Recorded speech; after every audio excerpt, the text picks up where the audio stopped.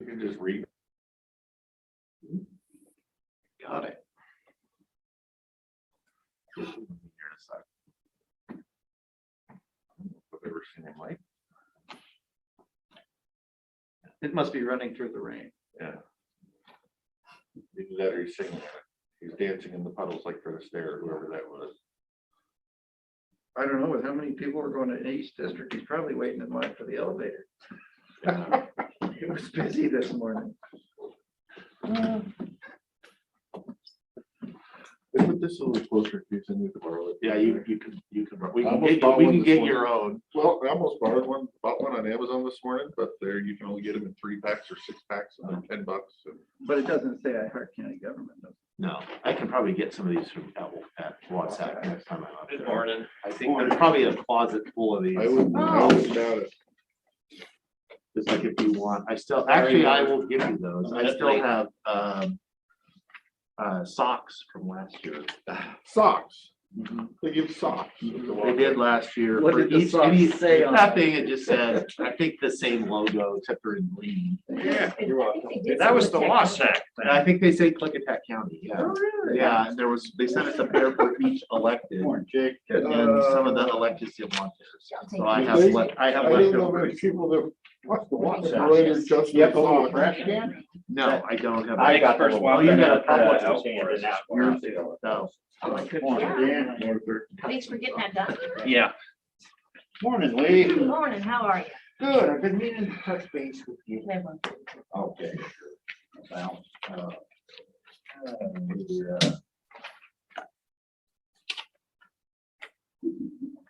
insurance. Should I I feel contact like I'm sitting in my John? chair weird and everything. I forgot my Need an wallet. insurance Yeah, statement my for whole- work. I feel like I'm sitting crooked because I'm not sitting on anything. Yeah, and did you already ask me? Hope you brought lunch. I might have, I don't know, maybe I might be able to borrow forgot. some money from someone across. A cert, yes. You might be able to, yeah. So I doubt. Yeah. It's just I've never not had my wallet in my pocket for Okay. like 15 years. Uh-huh. So I'm, We're not live yet, are we? We are. Okay. Whenever you're ready, Okay, back to my seat. or not ready. We're ready. chatting over, but done. All right, we have our public hearing this afternoon at 1:30 to consider vacating a portion of O'Brien Road. We have one pay estimate approval, and that's with Lee Contractors who are doing the entrances to the courthouse. And the amount of $29,180 with retainage. Amount of $1,459. On the construction side, Old Mountain still trying to wrap up their subgrade as well as placing crushed rock. So it's moving along. And then with the rain, just chasing storm water and make sure they have enough bottles in the right spot and keeping the dirt on within our right of way. West Darlin, so if you've driven it, you've seen we've paved it and they completed that, which is good.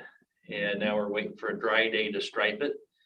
And we don't need dry weather to put the signs up and the mailbox supports, but we're pretty close to being done with that one, which is good. Okay, so we're not stopping traffic, I'm just trying to choose my route. It could be if we were I have been striping. avoiding it. Yeah, striping could be. Striping, Yeah. all right, no, I'll go the other way. If it's Is that a dry, while might longer? wanna- Is that Yeah. typical where you asphalt all the aprons when you do that kind of stuff? Yes, yeah, especially out there, they were pretty broken up. The Wing Road ones were pretty bad and even the Tom Miller was not great. I just So- didn't know the county, I guess, was in charge of aprons, but. Yeah, driveways too, you're To the right of way line. yeah, to the right of way, we pave them, so it helps protect our edge, the pavement edge. Otherwise, they start getting broken up over time. From the driveway use. Yeah, yeah. I just, if that one comes up, I want to be able to have the answer to that one, so. When they develop, the developer has to do it. They're not really fond of that. So if you hear So if something, you that's, wait, you'll right, if you probably. happen to be lucky and Yes. have waited until there's a project, then yeah, you know. They have We to do it. asphalt it, or can they just run gravel through it? Well, Concrete or Or asphalt, asphalt. hard surface. That easement section has to be hard surface. Yeah, it's like a 6-foot apron. It's not the, I No. mean, they don't have to pave out to the right of way, but just something to protect the edge of Your edge the of driving surface, yeah. Good enough. So Roosevelt, they're still grinding, so they have a lot of hot mix to grind off of that, or the old asphalt. One of the things that we've been looking at, so we originally planned, and we thought we could only afford a 4-inch thick overlay. This is our heaviest truck route, and basically a secondary access for the landfill to drive their trucks up there. I think that contract drivers have to use it as well. So anyway, we have about $600,000 left in overweight fees, which would buy us an extra 2 inches of hot mix. And we would like to go ahead and use those. That's what they were collected for, and that's what they need to be used for.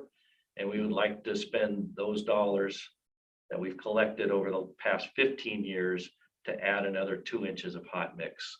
Is the overweight fees collected only for Roosevelt grade, or you get Yes, those for only for- Proctor Road? Only Roosevelt grade, Okay. yeah. So they were collected for their, used for their, Yeah, Yes. collected anywhere else. Can't be used anywhere else, No. yeah. So we would like to go ahead, it'll be a change order, a large change order to add those extra 2 inches. Why did we not think of this first? Like, why Well- is it coming up right now? well, because we didn't expect the price we got. Yeah, We got a good price Okay, for the pavement, so it allowed us, when we sat down and calculated what it would be, it would allowed us that we ended up having $600,000 left over. Ideally, you would want to have 6 inches because it gets you another 15 years 5 years.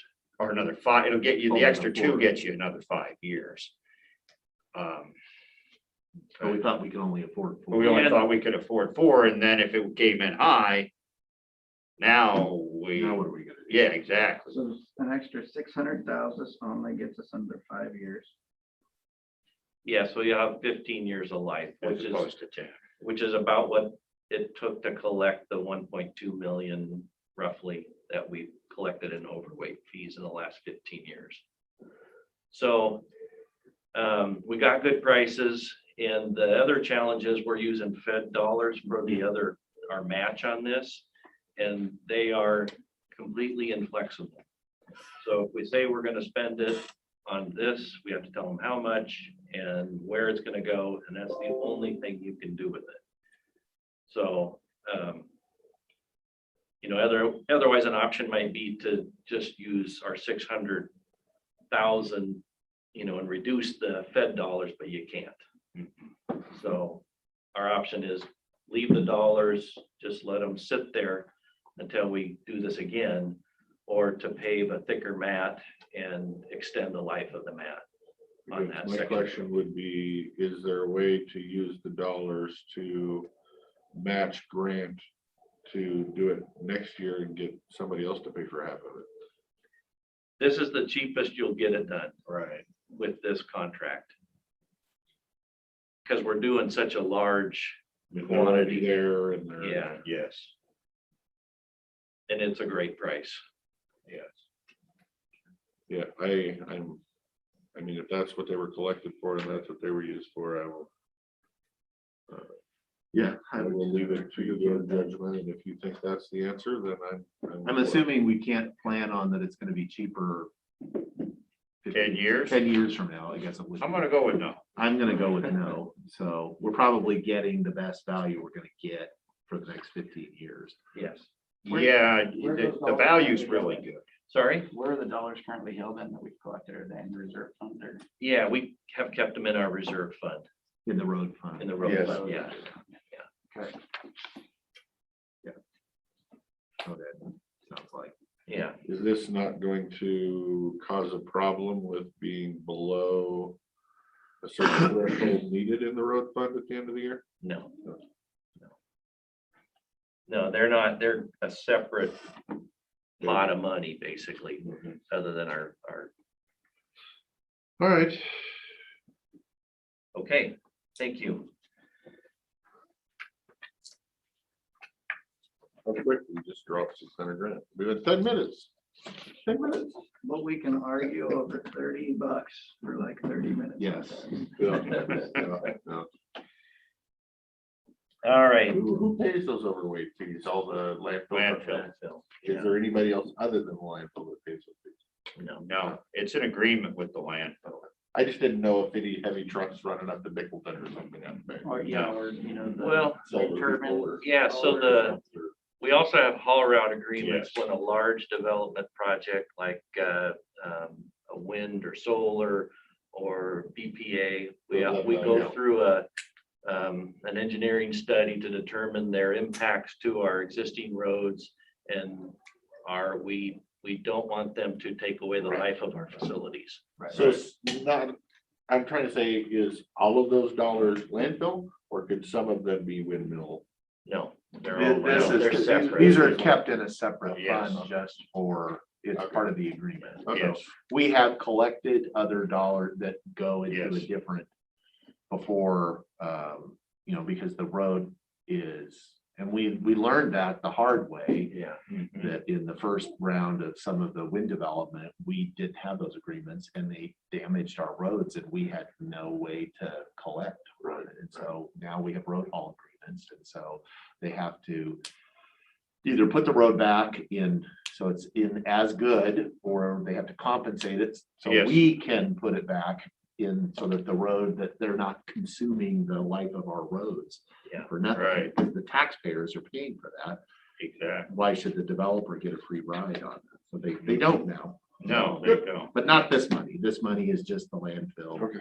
when and they only pay it when they use our road, Mhm, because that's why they like to use their own road.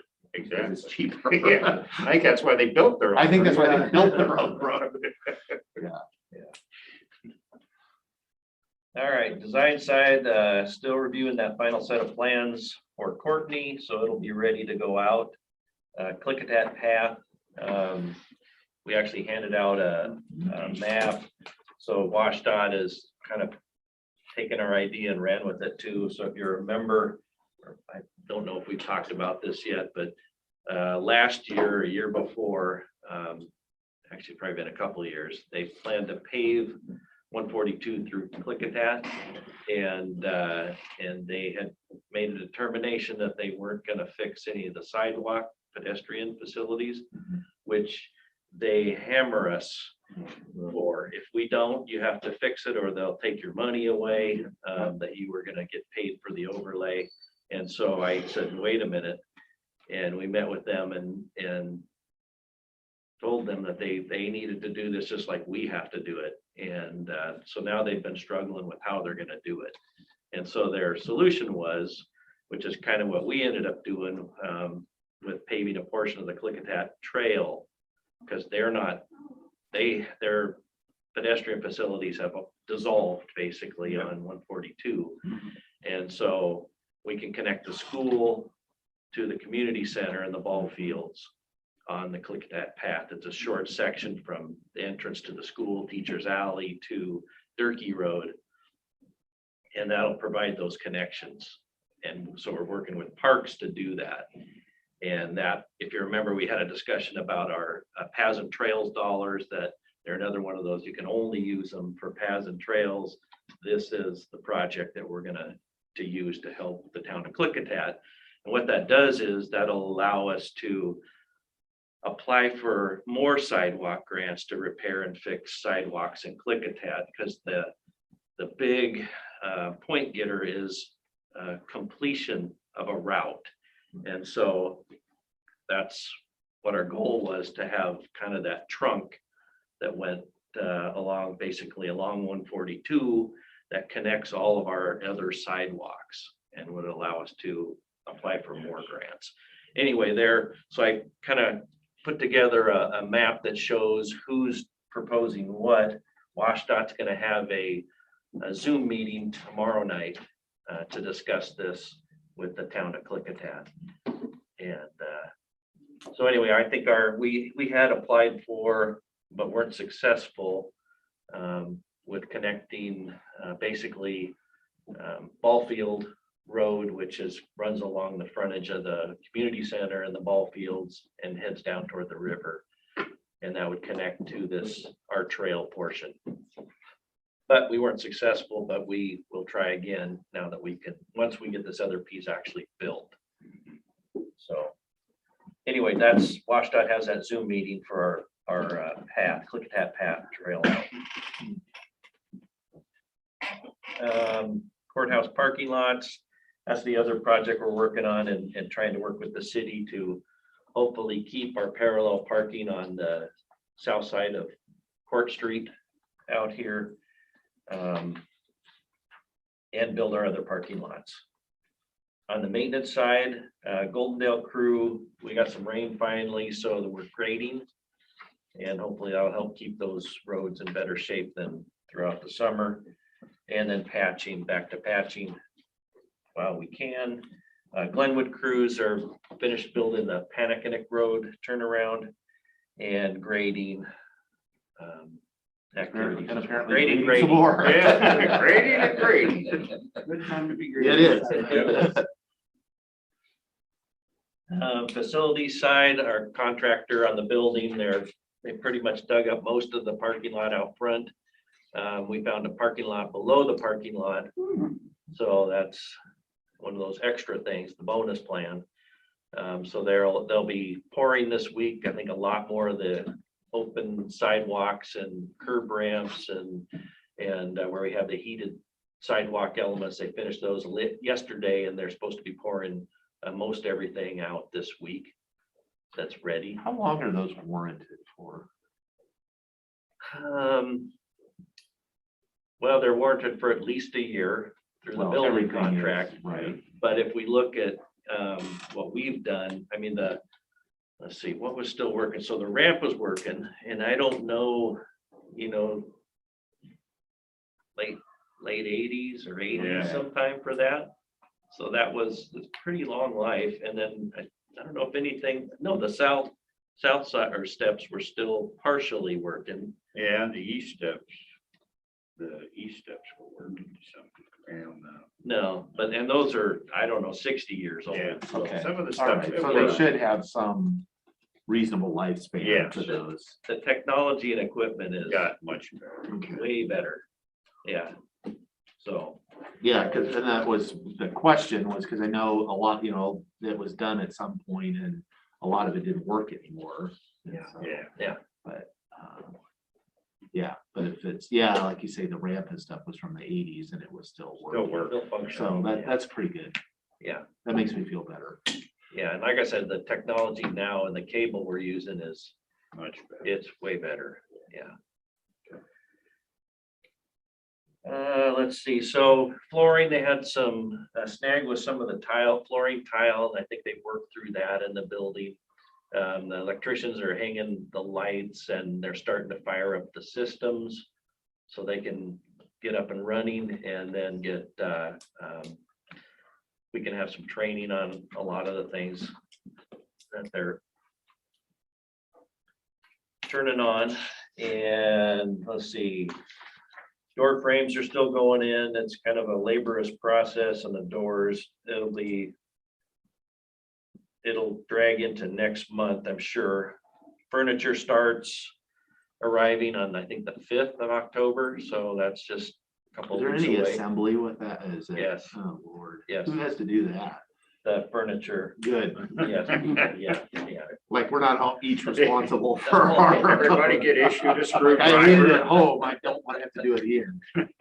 Yeah, so that'll all get installed and be up and running. So we met with IT yesterday, Public Works did, to talk about the moving and then the setting everybody up. And so we kind of have a tentative schedule, how many departments we can do a week.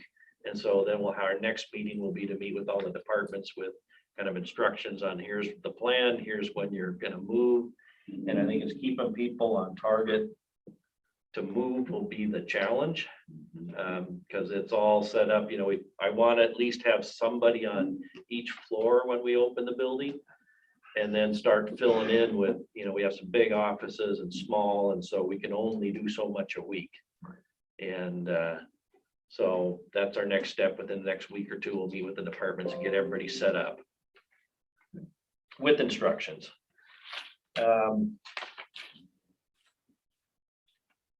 see, courthouse entry. We're installing the handrails on the north and south. We paved back the south. As soon as it dries this afternoon, we'll actually stripe the south and then parking will open up in the south again. This is probably the worst, this is not probably, this is the worst it's been for access since we started both of these projects, because we have the east, but there's no parking on the south side right now. And so you have the trails basically. So soon we'll have the parking back there and then we'll concentrate on the south side. And once we're done with that, we'll get the north hand railings put back up and we'll put the vestibule up. We're painting in between the rain showers. So we're hoping the next 10 days or so we'll be done. So next week we'll have both north and south Just open, open. although the north doesn't get you much because we still have it closed Right. off, so, which after they pour, we won't be long, we'll have access to that too. Yeah, So south will become the main entrance. So it says here for back to the building that the contractor's new completion date is the end of September 21. That's it's getting real close. What's the new, when are they really gonna be completed? which one are you looking at? For the building, it says contractor's new completion date, end of September 2021. Oh, yeah, for most work, but they don't get their. Rudy likes occupancy. to reuse the same document. I know, that's what I was saying, but what's our real new end of completion? In paving. That's the date the contractors told all of his subs they have to be done, Okay, but there's work that will stretch out with the commissioning and getting everything ready, and then occupancy permit, they don't plan on getting that until 1st of November. That's why we're not starting to move anybody until that second week or in November. So, yeah, most things will be done. They're not paving, I think the third week in October is when they're planning to pave this, so there'll be some street and outside work. And then the reality is they probably won't landscape anything until springtime. That'd be my guess. at so this do they point. usually consider like completion, like occupancy permit, is that? Yeah, that's substantial completion. So as soon as we have use of the facility, Mhm. that's So substantial we're about a completion. month behind what they've thought through this summer. I think so, yeah, but I think he's tried not to tell everybody that, because if they do, then It slows them down. Takes the we're, pressure yeah, off. we know we have an extra month. Right. So, Got it. yeah, Thank you. yep, sorry about that. I'll change it next No, time. you don't have to. Let's see, HVAC unit replacement, so we actually got a date on the new units at the Pioneer Center, and it's 20 weeks. So basically that's February. That's for the economizer. We can get the box in a couple of weeks, but nothing goes in it, none of the Yeah, well, parts. it's nice Yeah. to look at a box. Yeah. So it The doesn't- box isn't gonna heat and cool those. No. offices. So all we But you get. start a fire. True. Use it as a stove for a while. Use it as a stove for a while. Yeah. Okay. Yeah, so it's Anyway, next spring when we'll actually install them. Yep. And we're not sure about the units on the roof here, the 4 units. They're a different kind of unit and they may be more available than the ones that have to go in the Pioneer Center. But we're opening bids next week on those, and we'll see. we'll find out. Radio? Anything new? Nothing on the radio. Still trying to get the survey crew caught up. They're still pretty buried, chasing contractors around.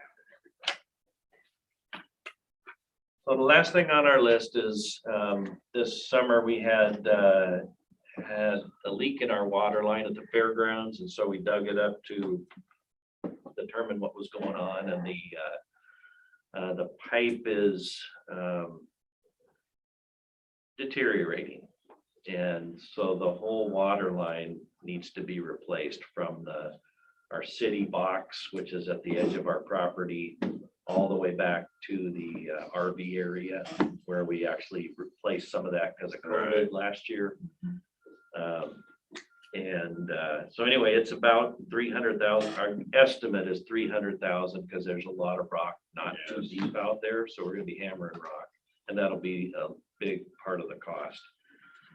So we have an opportunity to apply for a grant, which we think will be successful. We'll pay for 50% of the cost, which is around $300,000.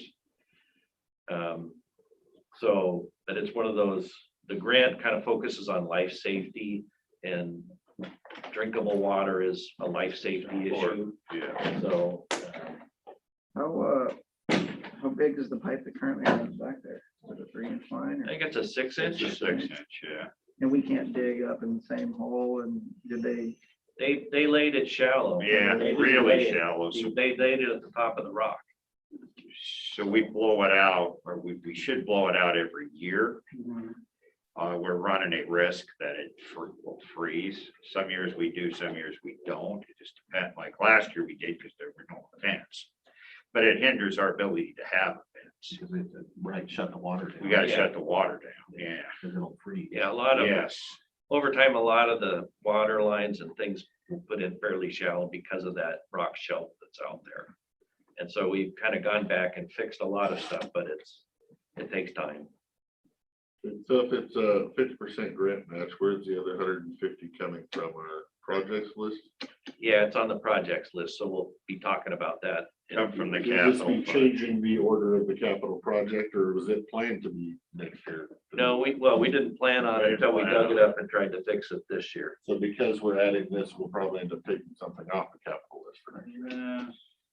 Yeah, we bumped something down. You're right, Dan. Yeah. We bumped it down. We still, looks like the fund will have the ability, we'll talk about it more, it can take it without asking for more money from you guys to supplement. Yeah, yeah. Pay for it with existing revenue. Yes,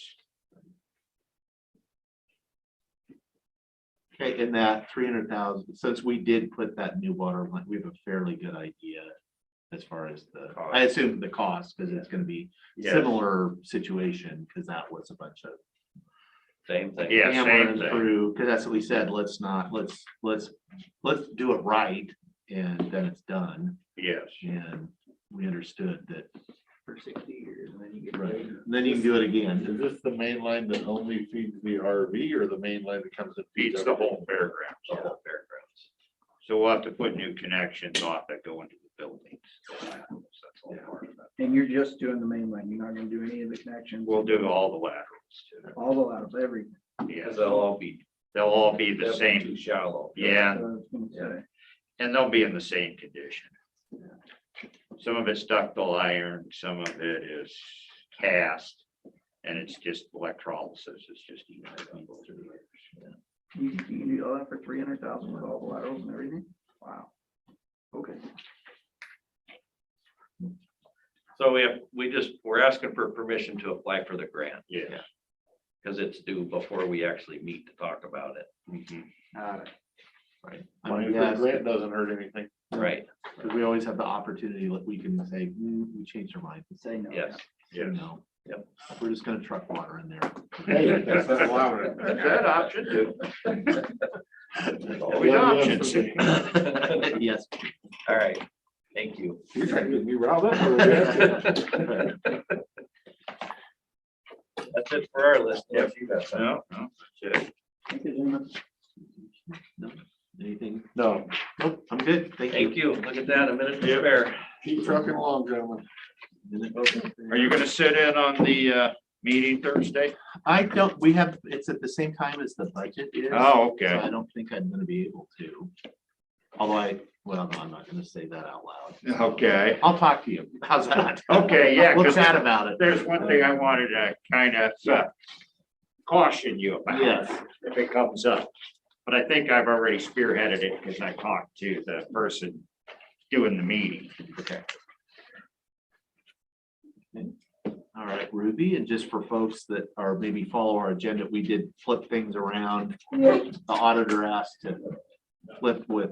Yeah, solid I had a waste. meeting at 10 with So- law enforcement, so. I'm sure the auditor appreciates your flexibility. Yeah. She's got something going on upstairs. I was gonna say, what are you meeting with law enforcement about over there? Yeah. Solid waste? Securing your load. Oh. Yeah. So, you guys are gonna get a couple of these that have a page in it that needs to get taken out because it has a minor's name on it. Oh, well, please. That, So. I didn't have time to separate this, I thought sure I would. take your time.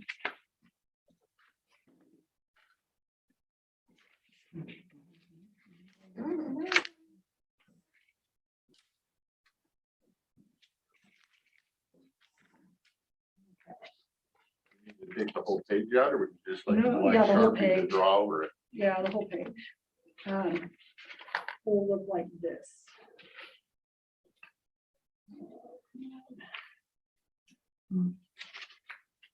Back to the water line, the capital fund. It'll look like that. Is the recorded fee, In REIT your packet. so high, because that's where the dollars come from. The problem is, I assume that's what they're thinking. Is that there's more revenue than they anticipate. What that would look like with the SDS, No, but that's a really good, it'll be a one-time deal, but it'll be a chunk of cash. What is that? Is it like 1% or something? It's not this county, it's, I don't know what I we do. talked about it in the for, finance committee meeting. Less than 1%, but it's like point, it's a fraction, I mean, it's a big fraction of, so it's, yeah. Yeah, because it's, I think total with the state, as far as what we get, the total I want to, it's like 1.2%, but that some of that Some of that goes to state. goes to the state directly. Right, well, there's an update. You don't get an update. I don't get one. Well, okay. I can have part of one. Okay. We can share. Yeah, I don't know, it's gotta be in here somewhere, but, If they can. might have to borrow these with it. For that much money. to find a way. I don't know how you, Just make a whole copy of everything, agree? because when the, stuff like Two, Hancock Forest and all that, still like when When they, SDS transferred, they paid. probably got them all mixed in together, so you'll probably find it. That's part of why. We all got duplicates and get straight shape. Yep, pretty much. That's one benefit up on the hill here with WPT, that we would get a big chunk of capital. For which one? For if Western Pacific Timber, that Oh, same thing, there'd be a big REIT. all right, I mean, you ready? capital fund. Almost. are we expecting that sale to happen anytime soon? Not along that with I- SDS? It's just kind of one of those that happens when it happens. There's no For time the frame for- SDS or the. No, Both, WPT, really. SDS likely before the end of the year. Oh, really? I think, yeah, I would agree. She's making me a copy. Oh, So I do want to point out to you, the attachments to the memo are from the first annual river cleanup with Merge and Research. So the cleanup on the Little Klickitat River, and You're then, public speaking, you don't have to wear your mask. yeah, you can actually take it. oh my God. I Um, got whatever she gave me. They have the front page, he doesn't have a front page. Yeah. So I had need one of more. those. You? Yeah. Okay. I'll give you that one. The other two attachments are from interns. The summer interns that we had, the last project I had them do was to write me up a project overview of how their internship went. And I got back some pretty good stuff. Like I was kind of surprised at just how well thought out they were, but I wanted to share that with you. And yeah, so now I'm ready. So on the Litter Crew program, I hired Amanda Dershawn on August 16th. We did the August 16th or September 16th? September 16th. Okay. We did our first annual river cleanup with Emergent Research on the 18th. So she helped with that. They actually wound up pulling out a bunch of stuff that we didn't really expect. So So is that that limited to the Little Klickitat? It was this year. It was the Saturday that actually rained. So the amount of people that actually showed up was kind of surprised too. Like it actually turned out to be really good. A really good event. So we will definitely be partnering with them again next year. We do expect it to be a little bit bigger next year, and it's possible that they'll probably schedule it for a little bit earlier, just because, you know, you just never know what you're going to get in September. How did that work as far as, and I did get not on somebody on the little Klickitat, it was somebody on the main stem, was just asking what was going on. Oh, And yeah. I guessed correctly. Yeah. So- yeah. Well, you know, I mean, it was the first Right. one out. Nobody, like, we just didn't know how it was going to go or exactly how we were going to make it happen. You know, like if we were going to be, you know, picking up litter bags from different turnouts, if, you know, there was going to be people on the shore, like, we just didn't know. So until they were actually able to float down the river and find out, you know, where the gaps might be or how it might run, we just didn't know. So this was the maiden voyage.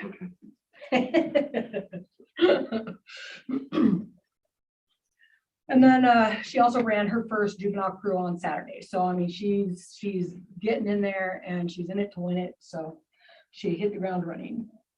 With the recycling program, we are going to be changing our messaging to bottles, jugs, and tubs on November 1st. Tubs is one of the commodities that was taken out of the recycling stream because of the recycling upsets that happened back in 2018.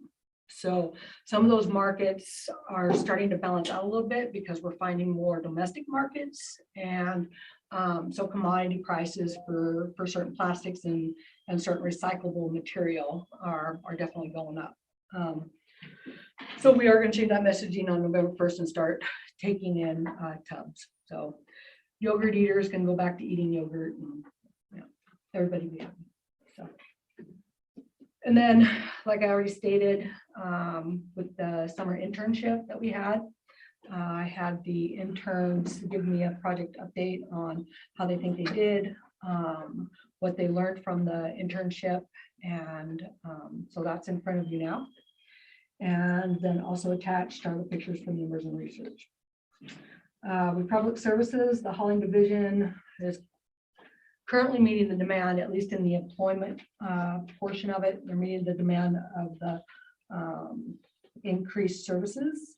The problem, however, is that there have been a lot of mechanical and technical failures since the beginning of the year. From the first count, it's like 16 different instances that have interrupted services with mechanical and technical issues.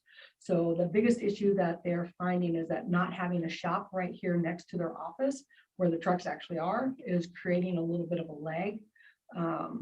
You know, it's when they're broke down, they might sit over at Bishop's or go up to Yakima for a month, and then they're down a truck. So they are having some issues with that, and they are trying to overcome that problem. So has there been any more discussion? Because there was a couple years ago about them building a truck maintenance facility here in Goldendale, or yeah, at least in the region here that could service their fleet. right. So I had a conversation with Steven yesterday, and we talked about the industrial park over here. So he got onto the Goldendale City website and was like, oh, wow, didn't know that. And so anyway, they're looking into that. They're looking at all different kinds of possibilities. So they're working on it. They're aware of the issues, and we're communicating about it. So I mean, we've got winter coming up, and then we're going to have a whole slew of other problems dealing with ice and, you know, snow. So if they have a truck that breaks down here locally, where they have to haul it to, out to their truck yard out? It will usually go to Bishop's, or it'll go up to someplace in Yakima Someplace. or in Portland, depending upon what the issue is, you know. But they're on somebody else's time frame. And wait list. Yeah. Let's see.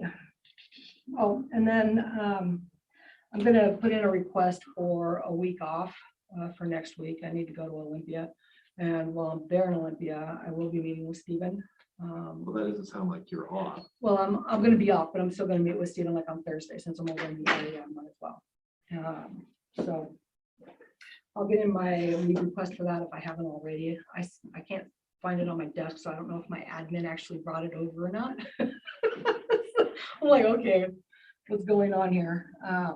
Who, by the way, seems to be working out quite well. And it's nice to be able to have somebody there at the front office to feed me jelly beans and make things happen. So it's just like, oh, it's great. And then I'll see you guys on Thursday for the budget stuff. I can tell you that the tonnage for August was down about 30,000 from July. So, I mean, it's just going up and down, up and down. I know Did they warn us on July's- that because of yeah, the- July's numbers were a lot higher than the previous July. So, you know, that kind of makes up for it a little bit. I think we're still up to 10%. Right, it's not, it wasn't down because of lack of volume. It was being able to get it over the finish line in Roosevelt and deposit it. Yeah. So it's because of staffing issues. That's, Yeah. yeah. Right. So it's a There are short-term tons problem, of not a cans long-term. coming in. I mean, literally tons of cans coming in. They have a very full yard of inventory and they're doing what they can to, you know, get it off the train and get the train turned. So, yeah, definitely. How is their staffing out there gotten healthier? It's starting to return. So we'll see what happens when winter hits, I suppose. When you talked to Stephen yesterday, did he share, I know they've been working on the Port Angeles contract, which is a new contract. Right. So, right now I think. Would be a he's- steal from our nemesis. so. Yeah, so it doesn't look like they're going to start that in October, but it's not too far off. I think they're still in conversations with legal. So, you know, I mean, obviously there's Smaller contract. It's a small, it's Yeah. about 30,000 tons, which is, 50 actually. 50. Yeah. Okay, well, that's still, it's a couple $100,000 to us. That's a good. It fills gain the to have. gap. Right. Good. And again, it's a Yeah. steal from, Yeah, so Our friends obviously across there's a the lot of river, legal so- issues that's involved with the other company just kind of washing their hands. You know, it's like, it's not like you can just step away and, right. you know. and Yeah, when you have somebody to else step hand in. off the Yeah, waste there's- stream, it's always a little, There's a lot of legal stuff that goes into that's involved. And then, of course, there's Thurston County that, you know, is illegal and, you know, so. yeah, I saw a little bit about that. 'Cause they obviously elected to choose to stay with Republic and there's some noise around. The competitor is trying to, Yeah. It is what it is. that's So- pretty typical in Yeah. the loser Mm, makes noise. Right, yeah. So. So yes, I mean, there's a lot of stuff going on right now, especially, I mean, we've got a legislative session coming in, and, you know, stuff happening, so. Yeah, it'll be fun. I don't see your auditor. she'll She'll get show when she up. gets here. So any questions for Ruby? No, solid waste related or otherwise, so. Yeah. Enjoy your week off. Huh? Enjoy your week off. Yeah, I wish I had one. I'll be dealing with my mom, so it won't be much to enjoy. Occasional maybe. I might Not now. seeing family, but. I'm Mike. I'm listening. Yeah. So. So I have, do- where is Stephen's office in Olympia? I've never Lacey. visited. It's in Lacey. Yeah, off of Marvin. I've It's never up visited. off of like exit 11 or something like that. Yeah, I was never convinced he actually had one because I've met him in Olympia Yeah. many, many times, but it's never been it's always been in a public place. Yeah, he's got an office. We won't be meeting Okay. in it, but. Yeah, Okay, so you've been there and you've Yeah. seen it. Okay. yeah, it's real. It exists. It's real. It does exist. Okay. Yeah. Well, No. bring me pictures. So on a personal note, on a public note, I would like to, you know, just kind of put it out there with Dan that it took a lot of courage to do what he did, and I wasn't really clear on what was happening until yesterday. Facebook is a mess. I love blocking people. It's so much fun. But I would like to say that in terms of whether or not you have a right to speak as a man, not as a survivor, but as a man, I would disagree, because if our men aren't talking about it, then they're not doing anything about it.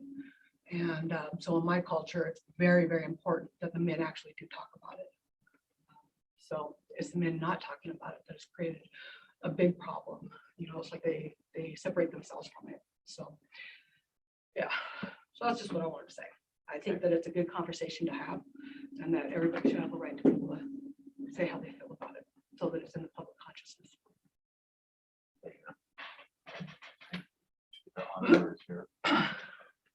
Woohoo! It's all yours. We'll see you later. Yes. Oh, you can go that way. Forgot. Creature of habit. How many months is it gonna take you to change that, right? Programmed. Yeah, all right, thank you. Thank you for rescheduling, rotating this. So I didn't realize we're having the logic and accuracy tests on the election equipment for the general election at the same time as I was scheduled to be down here. So I asked Lee to swap Ruby and I. I haven't had my coffee today.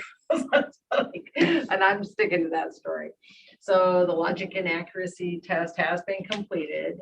The state representative, Lisa Turk, is still upstairs visiting with my election staff and our one observer that we have. Everything came out perfect. And we did, as I mentioned last time, we had the recount on the 17th. Everything came out perfect. Thank you to everybody. So No, thank you to you for making sure they come out perfect, because that's one less thing we have to hear about. Yeah, okay. So Thank you. we like that. So do we, thanks. And my praise and thanks to everybody that was involved. So I say that down there. Pursuant to statute, we received the deposit from 5 requesters, and the billing for the difference will be calculated and sent to them soon, because they will bear the cost of the recount, because there was no change. The change would have had to have affected the outcome of the election. And just for the record, we didn't expect there to be any change. Right. No, I did not figure that. What kind of cost is there for that type of Everybody's hours and whatever. I don't have the bill put together yet. So. yeah, hopefully, yeah, let me know. I don't care if it's private or public. I'm just curious what that kind of costs, so we Yeah. can figure it out. Okay, so the military and overseas ballots were mailed out on the 18th for the general, and the regular general mailing for everybody else will be the 15th.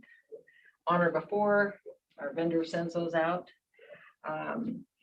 Public Works is hoping to have our new Golden Bell box installed adjacent to the new building, and move the Centerville box out to Centerville. We have our inserts already printed and they will be in the ballots, but we will do some public outreach to let people know that the box has moved across the street here in Goldendale, and that there's a new one in Centerville. So I haven't decided, for sure what my public outreach is going to be, but there will be some. And today is finally National Voter Registration Day. So We have stickers upstairs if you need any. I didn't realize they had extras. I'd have brought them some. So I believe Caitlin. all I know is Caitlin came and said, here. And I didn't know how many. So if you want some, I can bring some down. So that originally it was designated to be the fourth Tuesday in September. Started in 2012. And from what I read today, because I thought I should look, they estimated 4.5 million registered voters have registered as a result of this event. And I think that's from 2012. I don't think it's nationally every, annually. So the audit's not complete.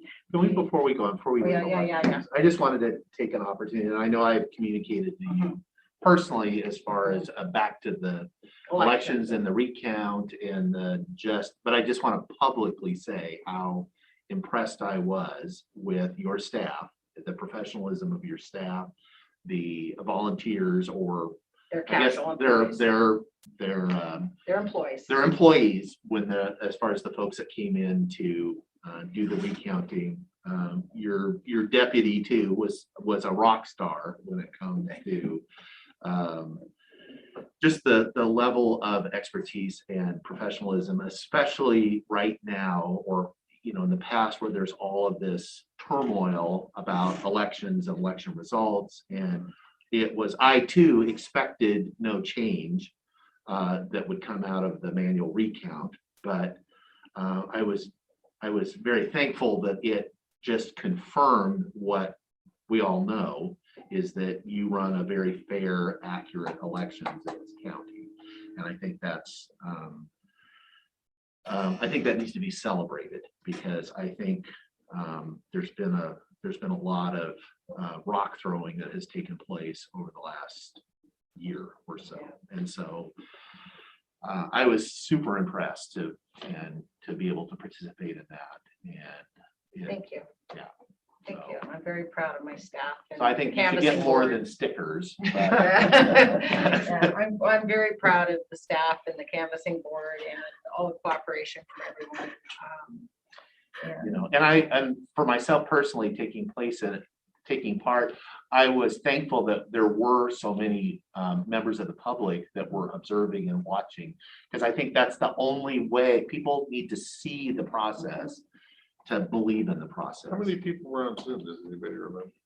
I was going to. I didn't look at your Zoom, so I can't remember. There was a lot of people on I Zoom. didn't figure We had it quite a was few. We had, I think, But we had- eight or 10 in here. Yeah, we had a full house, as far as to the point where we learned some things as Yes, far as we in the did. future, we need a little more space would be nice. Well, And more also, tables. and another person maybe to, and as a staff member to go around and make sure that everything remains quiet Right, and not, if you're gonna chat, you can't be loud. right, Because it's very distracting for the 3 county boards. right.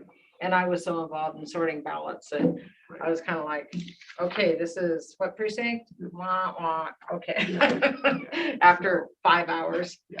Yeah, so Excellent job. So, thank you so much. Yeah. We'll relay that to the other 2. Yeah. Or 4, 6, 4. Six. Yeah, however many, 5, yeah. She's still making me doubting your I'm still counting. wah, wah. She actually wasn't counting. Just for the record. Yeah. She was sorting, not counting. Yeah, so, yeah. 6, yeah, the other 5.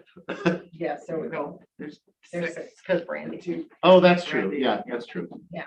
So, Finance, yes, the Yeah. audit. it's fine. The audit has not been completed yet.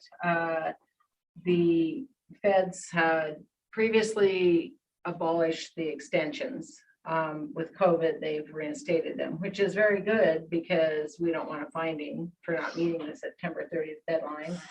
So we've been granted a 6-month extension. The state auditors requested that for us for filing the federal single audit. We continue to work with SAO to resolve some investment reporting issues. And that's where we sit with that. We had an hour and 10-minute phone meeting with them yesterday. Very enlightening. Licensing, we don't really have anything new going on, other than the state has advised us that we're still suffering a little bit of shortage issue when it comes to license plate inventory. Due to the lack of aluminum, now they're actually coming out and saying instead of workforce, it's lack of aluminum.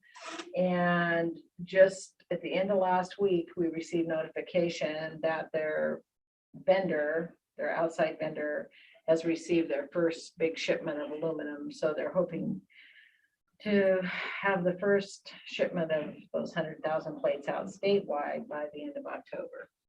So fortunately, our inventory levels, we've gotten low on some things, but nothing drastic. Skamania County was out of passenger plates for a while. I was going to try to figure out how to get them out of my warehouse, they call it the electronic warehouse, and get them over to Skamania County. And Robert and I were working on doing that.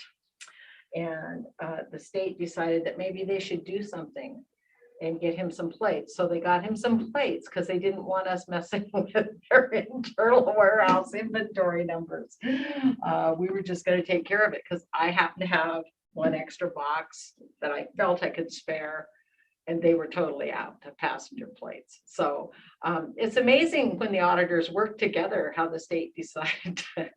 I was very pleased that's the effect it had. So because that just left us with not having to worry about our levels of inventory as well. So nothing new really in recording or veterans. Busy. That's what I'll tell you. Busy. So any other questions? What days is he in White Salmon? He's in White Salmon on Thursdays and Fridays, and he's up here on Tuesdays and Wednesdays. Now, if he has a holiday that falls on a work day, we have to adjust that. So there've been a few, there won't be anything till Thanksgiving. So, and that falls on his regular work day. So we're okay. It's when it falls on a Monday that we have to adjust. But You might let him know.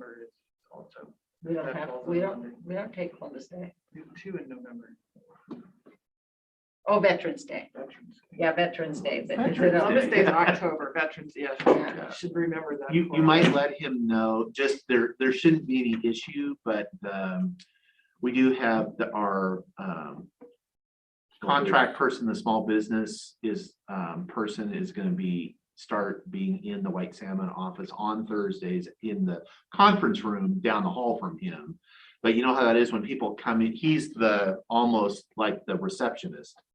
Because he's the first person, his First office. name you say. Yeah, Yeah. yeah, so you At might, least he's got an office. he's got an office, so just let So it. who is the person? It's Lorena Lowell is the contractor, Lorena? Lorena. Okay.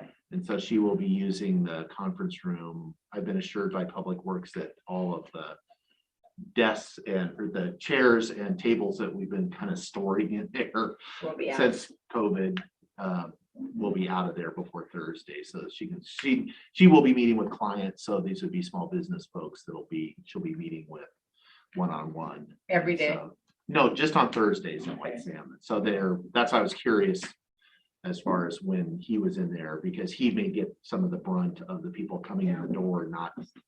And I will communicate, I'll make sure Mr. McClure communicates with her to maybe plan on meeting people out at the front door and taking them back so Maybe that she he could put a doesn't. sign. Yeah, or there something so that yeah. folks don't, because I know how that is. People come Oh, in we and do, he's yeah. the first person. And so he's gotten really good at directing people to know the health department's upstairs. No, the courts are over here. So, yeah, Yeah. so, Yeah, so he, meeting Bill mentioned to me that Skamania County has somebody from the American Legion that, and I can't think of his name right now, I left a note upstairs,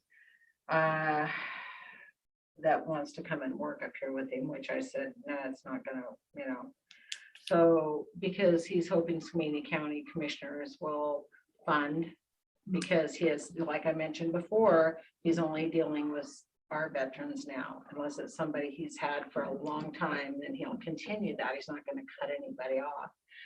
So if you get any feedback from Skamania County, I think that, he just told this gentleman, he says, you need to talk to your commissioners to see about getting some funding for a VSO if you really want to do that.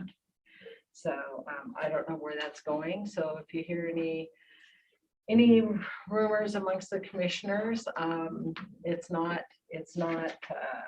Bill isn't telling them just to go down there and bug them all the time, but he just said, hey, our commissioners are funding this program, it's for our veterans, I'm buried, so. And he's got a couple veterans that are pretty upset with him for that. So. Okay, Okay. anything else? I appreciate the jockeying around of the schedule. Thank you, Lee, for your extra. Great job on the recount. Thank you so much. I've always been really proud of my staff, but this is a public thing that just, I mean, they were rock stars. Is this your first recount since being in office, or have you done it before? Since being in office, yes. I was involved in one manual recount before the Rossi Gregor. Right. And that was the first one in Skamania County, was not a requested one. They were within 0.5%. And it was individuals. But then the Rossi Gregor, I was involved with that. But this county hasn't had anything like this since 2004 either. So, no, it's not my first rodeo, so to speak, but it's been a Well, it's your long first time. Rodeo is boss. That's true. That's what- Except that I was my- chief deputy when the other one No, happened. close enough. Yeah. So, All anyway, the stress goes right there.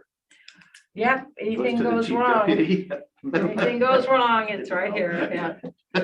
What's that? I said all the stress goes to the chief deputy. Is that how? Well, that's how it worked in Skamania Oh. County, but hopefully not here. Gravity goes one way. Yeah. Yeah. so, Okay, All right, good. Well, thank you, ladies.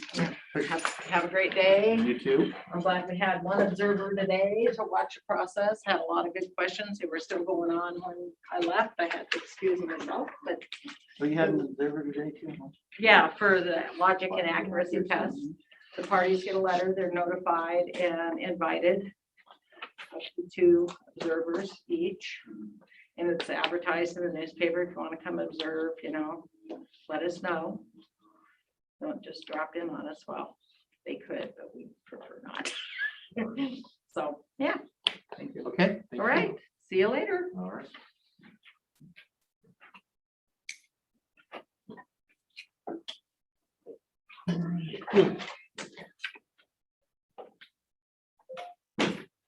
We're running quite a bit ahead. If there was anything under board pending, anybody wanted to bring up, or we can. This is bridge stuff. Senator Wyden came in this last week, take a look at the bridge. It's a pretty short meeting, kind of picture and all that, but we're moving the bridge, the bi-state working group more into what we hope it's going to become, with more of a bridge authority. Because the port has been managing it up until now. We've got a new influx of energy from the port commissioner, Mike Fox, and we're trying to move it more into that bi-state working group authority, where we're making those decisions, and likely there'll be 2 co-chairs of the bi-state working group. Likely it'll be me and then potentially Commissioner Fox as well, moving forward. But there's So our plans moving forward to maybe introduce something in this next legislative session. So for the authority, yes. And then it's the short session for Oregon, and so you only get so many, Right. each person only gets so many bills, but we're hoping to move that direction, and then moving towards getting contracts in place for the owner's representative for the design, construction, and all that.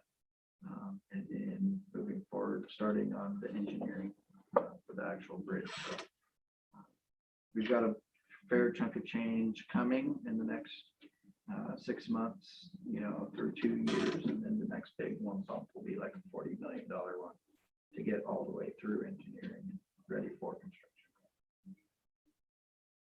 Miss Casey, Hi, you're just hanging out here. yep, Heard we had a little extra time. yep, yep. What can we do for you? Well, I just wanted to see if you guys had any questions regarding the personnel authorization on the consent agenda. Because we hadn't got the verbal last week, but it's in the planning department. There was a promotion from within, so this opened up this position. Right. And so I just wanted to make sure you guys didn't have any questions regarding any of that. It's a office manager, grade 37, steps 1 through 3. It's in their org chart, it's within the budget. And yeah, Yeah, I had a very short discussion with the planning director. I guess prior to the, yeah, that because there was a position became, an opening Yeah, got created. yeah, And so I was aware of that. I guess I would say my question is the position that was open was a part-time, right?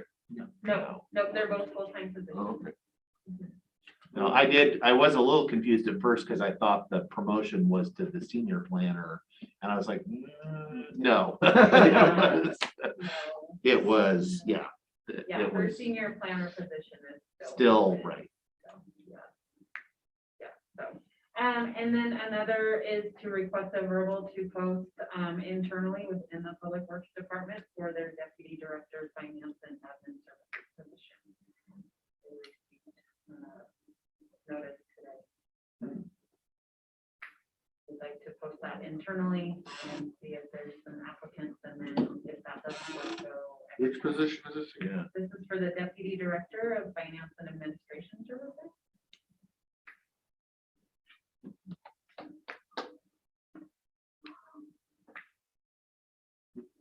Yeah, as far, I'm okay with the posting. Okay. I was, A retirement, so, okay. mhm. Do we generally try to have exit interviews when people leave either Yes. voluntarily or involuntary? I'm aware of the involuntary. but- Do we ever find out the information of exit? Typically exit interviews are sent to the department head. Good or bad. Unless there's red flags thrown everywhere and then we would be notified. Mhm. Yep, there are some that are on the record, some that are off the record. Okay. Yeah, sometimes there's some really useful information. Yeah. And sometimes not. Right. Yes, and yes. Yes, yes, okay. Okay, thank you. Anything else? Nope, that'll do it. All right. Back to updates. I just share, I participated with Director McClure Thursday evening in a Zoom discussion. We had been invited to, it was a rural Washington kind of a caucus of folks. I believe it was sponsored by the it was the Democratic Party, I believe. I don't want to misspeak. So we had been invited 2 or 3 weeks before they were trying to gather information, I think, to either flesh out their position or have a position on renewable energy development in rural Washington. And so they had looked to Klickitat County as having quite a lot of experience. And so we did have a debate about whether to participate or not. We did. It was very informative. They asked lots of really good questions. We also had some other, there was another county resident participated out from East County that had some direct experience. And so they gave their perspective and wasn't super well attended. I think there was perhaps maybe 20 people, including us on the call. But What was it, legislators or staff? no, I think they were just, my impression, and that would be a good, I don't know if Mr. McClure is on, not to put him on the spot. It was just citizens. I don't think it was, I didn't get the flavor that it was legislators. It wasn't legislatively formed. No, Advisory group. I don't believe so. I think it's a ad hoc. So there were folks from all over the whole state, from rural. I was thinking initially, I always think of rural as being east, like it's only east side folks. But you forget there's lots of rural on the west side too. So there was folks from Clatsop County and Wahkiakum County. There might have been somebody from Pacific as well. And so they were asked great questions about what our experience had been and kind of what the pitfalls and so we both of us provided the information that we could as far as from the county's experience with the energy overlay zone. They were really interested in the overlay zone and what the process had been, how we had established it, and so it was a late night, I will say, after doing the budget hearings all day. To go until 8:30 that night. It was I think I scared the gal that was because it was dark and I popped out of my office but I think that's all I have that I would share at this time. I was hoping to get an update on consent agenda item number 1 before we take a vote with the Dallasport Airport Yeah. reopening. I know a smidge just from sitting over there a year ago. But not that I'm against it. I would just like to know what I'm voting on, so somebody can give you some kind of a update on that project, costs of that project long term. So the last one we did was the North Apron ramp. That's where the fire bosses sit and the helicopters come down and land. This is the South Apron ramp. So this is the south side of it. And then it'll be that, and then they'll also do the paving. And this is all the design engineering, everything for that. So that we can put up more T hangers so that they can make more money in the long run. The problem is it makes money to build T hangers. You can, whether it's a private side or the airport itself, to build them, it's the paving to get that because of the weight of those things that, with their requirements, he was talking 4 inches of hot mix for these heavy things. They're like a lot more than that. I mean, it's just crazy how thick they build this stuff. So if we can get the South Apron done, then we can get more hangers. Because right now I think there's 39 on the hanger waiting list right now. So people that are looking for hanger space. Who would be building the hangars? It can be the airport itself, and you can do like a revenue bond to do it. Or what usually ends up happening is a third party will come in and build the hangars, and then they can sell them to the airport. And usually the airport gets it a lot cheaper if that happens. Or the other thing is somebody else can build it and own it for 30 years, and then after 30 years, then it reverts to the airport. Because everything on the airport sooner or later will be owned by the airport. It's just how the FAA requires things to happen.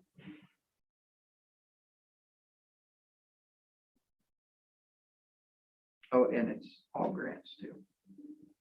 It's all grant, no county money. This is all grants. Fed dollar. This is the positive side of the FAA, where we have to ask them for everything we do there. This is why. It's because they pay for most everything there. So. Okay. I don't think I had anything for board pending. Okay. If my seatmates agree, we can break for lunch early. I would move to recess for lunch. Okay, I have a motion and a second to recess for lunch. Any discussion? Hearing none, all those in favor say aye. Aye. Aye, motion passed. We are adjourned. We will be back at 1 o'clock. I'll call the meeting to order. Let the record show all 3 commissioners are present. We'll start with the Pledge of Allegiance, please. I pledge allegiance to the flag of the United States of America and to the republic for which it stands, one nation under God, indivisible, with liberty and justice for all.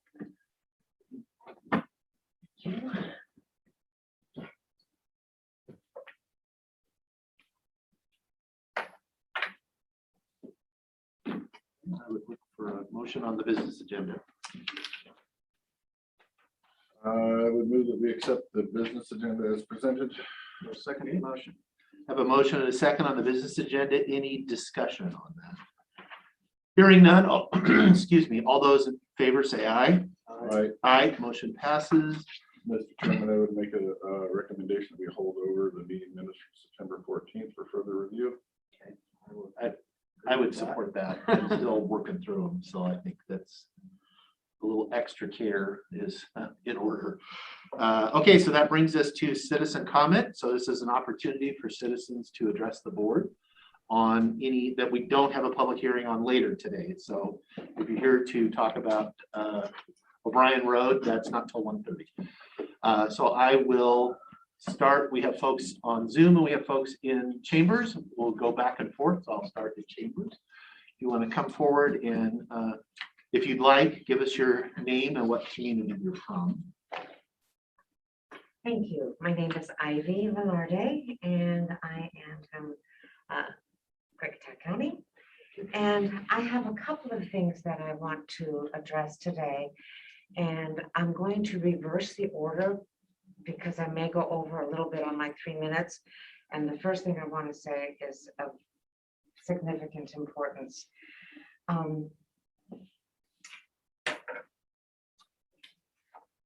As you are aware, there on the 14th, I did attend. I arrived a few minutes before the meeting was to commence, as I always do when attending the chamber meetings, the council meetings. I was the only one in your audience until Sheriff Songer came in and sat down in the room also. Just at the 1 o'clock hour, a mob of about 40 unmasked and many anti-vaxxers stormed this room. Upon finishing the Pledge to Allegiance, Commissioner Sauter asked the crowd to please place masks on or they would need to leave. And this was when the crowd went ballistic. They immediately began yelling their rights, their freedoms, and their protests were loud and disrespectful. I was caught in this crowd and was seated in the furthest chair from the exit. As the barrage of threats, sign waving, and jumping up to yell their threats and insults began escalating, I was feeling very apprehensive for 2 reasons. The scene was escalating and I was fearing for my safety.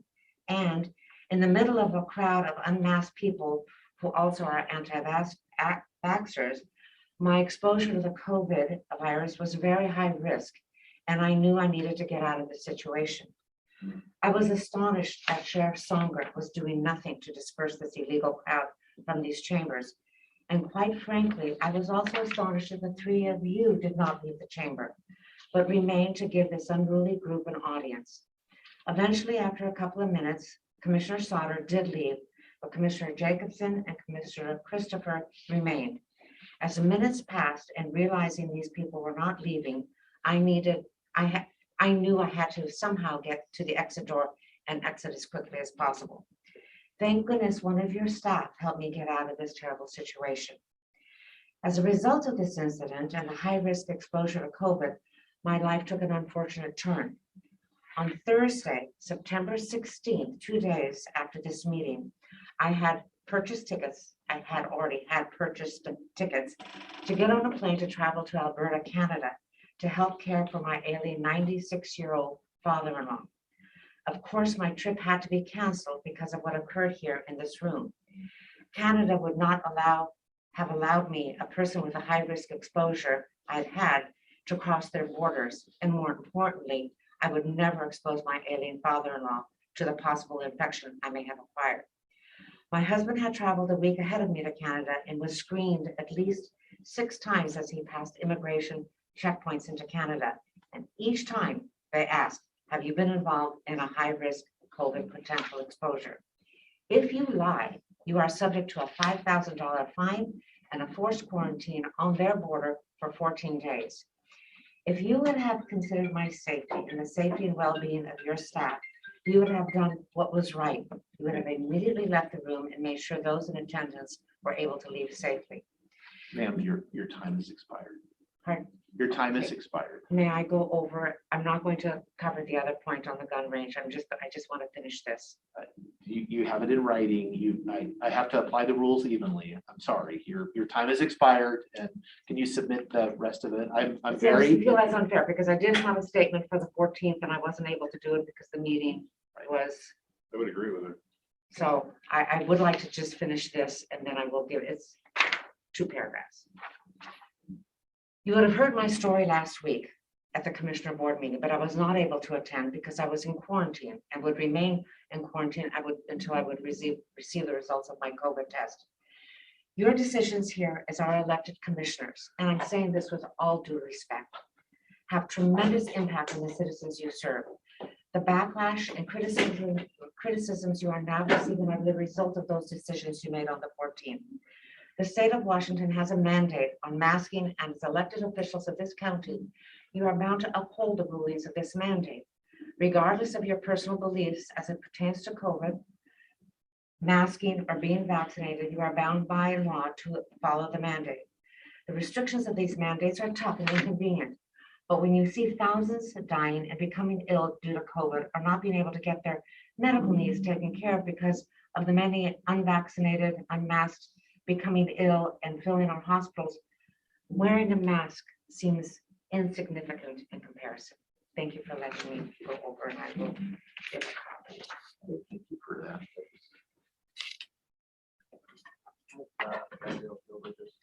Okay, Gabrielle Gilbert, you are next.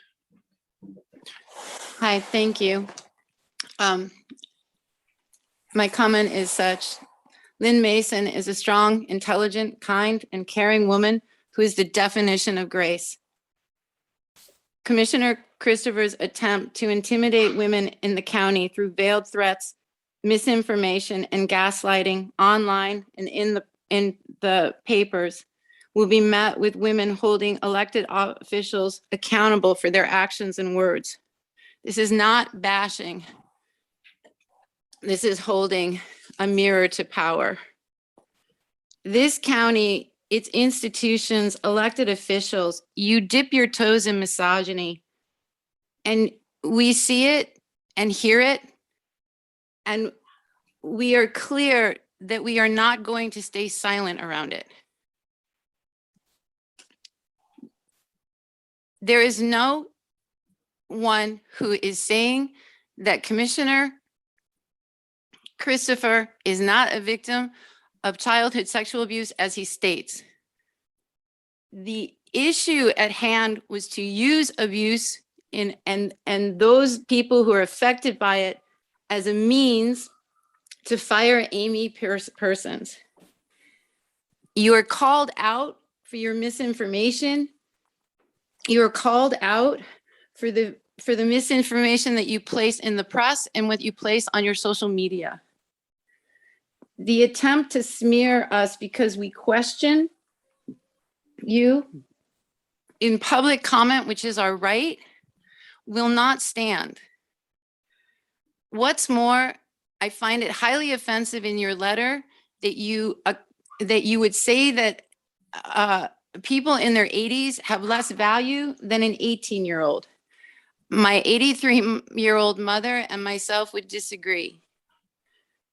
Your survivor story is important and nobody questions that validity. Your survivor story, as much as anyone's survivor story, mine included, nobody questions the validity of that story. What you are held to account is your actions and your words.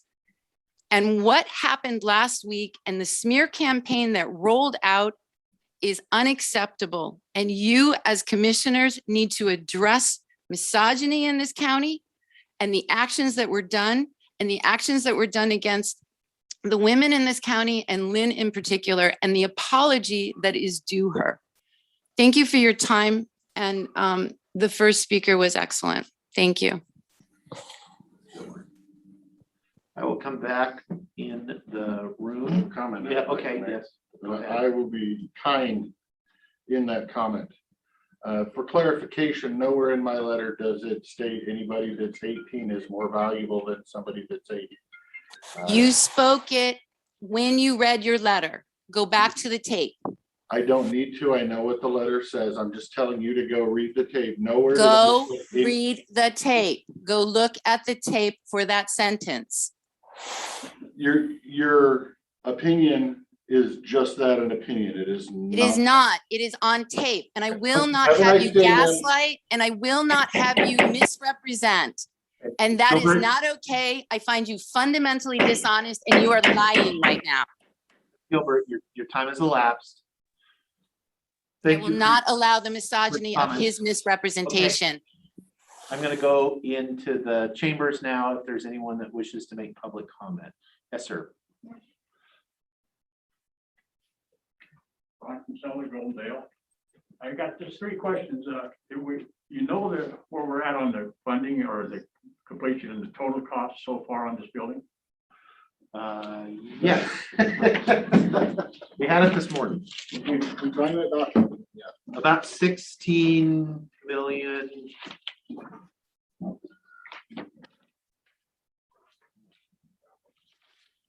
Wait, I have it. Expenditures.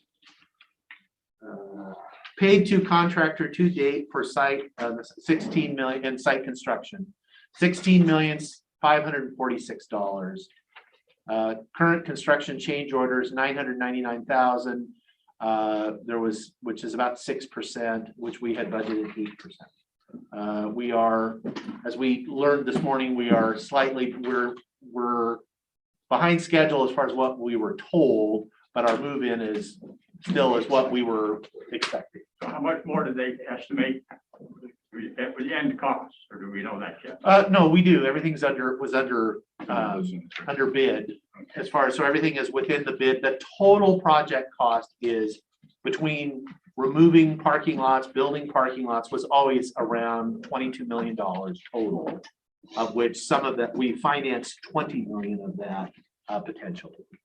And so I understand that the payments on the bond issue is going to be made from the revenues from the landfill Correct. on a yearly basis till Yes. whatever, 20 years. 20 years. Okay, so what's the current amount of money that we've taken in from the landfill since we started? Last time I checked, it was $211 million. That's probably accurate. Probably pretty close, other than a month. 2 or 3 months old. Yeah. Right. Finally, I guess my last question is all the construction here that was done with a grant for the front of this building and all that kind of stuff. Do we know that is still in the grant going to pay for it all? The grant was never going to pay for it all. Those historic courthouse grants are usually, they're about a 50% match but that some of that is in kind match as far as, but they're never 100%. Okay, so we're matching half of whatever. I'm speculating, but typically Yes, yes. correct. I believe the courthouse grant was a 50% grant. And Finally, that was one more put through question. via contract last year. Any opinion, any information in your mind about the BLM? I asked that last I week. know. And personal opinions.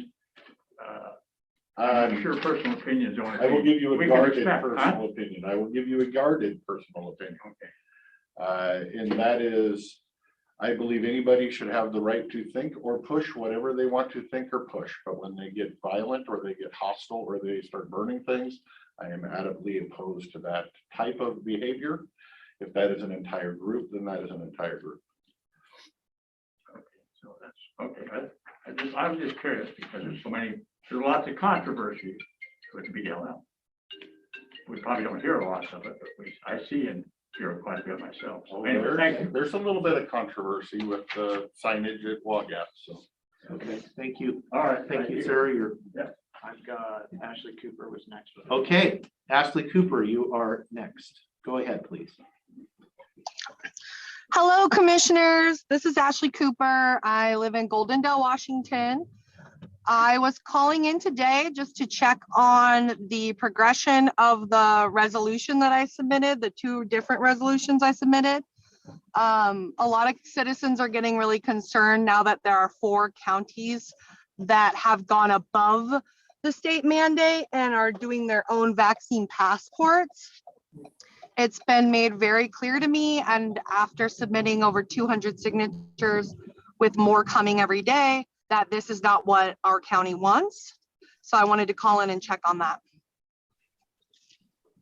Well, I guess I would say I can give you my assurances. I have no intentions of signing a vaccine mandate that goes over and above anything the state says. So I am not one of those 4 counties.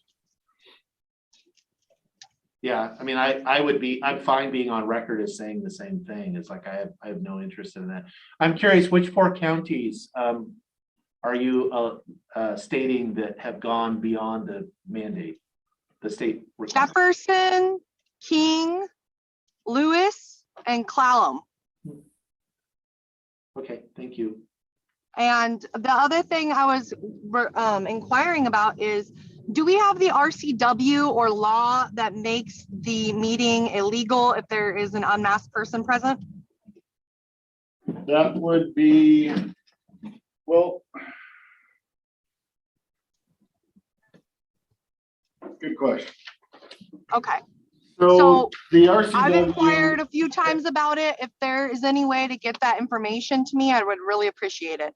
the RCW that gives the governors his powers is RCW 43.06.220. And he is using everything in section 1, including subsection H that says pretty much and anything else he wants to do. So in which proclamation That's does what I it don't say know that? off the top of my head. Okay. So I'd really appreciate that information, and thank you, gentlemen. Have a great day. I'll come back to chambers. There's someone that wishes to make public comment. Okay, we will go back to Zoom. We've got Sasha Bentley is next. Sasha Bentley, you are next. Let me read. Please remind people that they can mute, then I'll be able to see them as well, because I see the hands raised. Okay. Yeah, hi. My name is Sasha Bentley. I live in White Salmon. Very busy working mom. I try to pop in and listen when I can. So thank you for keeping Zoom up post-pandemic whenever that arrives, because we are still very much in the pandemic. But though I mostly listen in, I feel like I have to say something this week. There are 4 really just quick things, because I just haven't even had time to write anything out. But they're very important and you need to hear them. So number 1 is safety.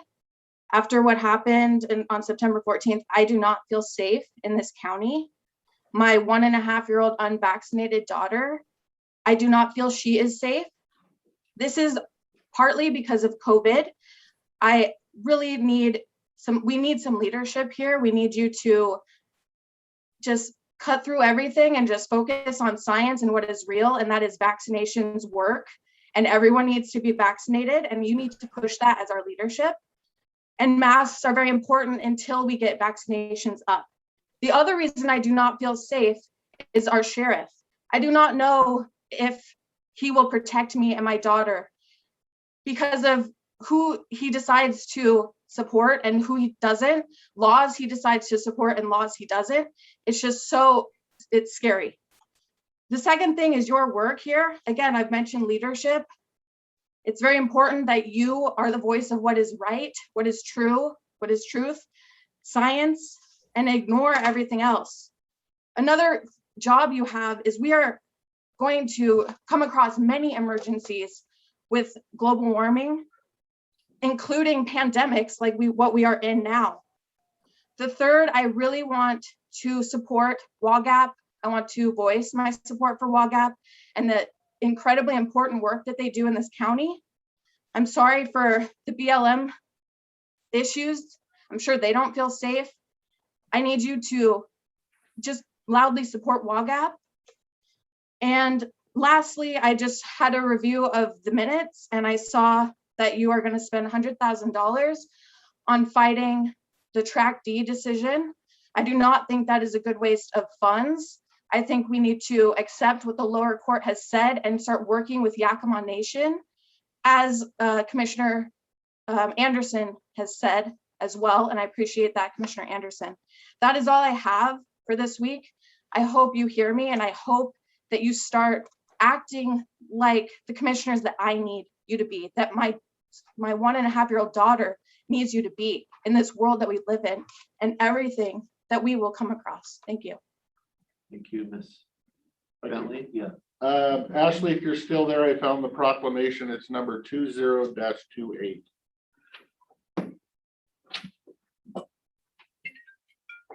Okay, I will come back to the chambers.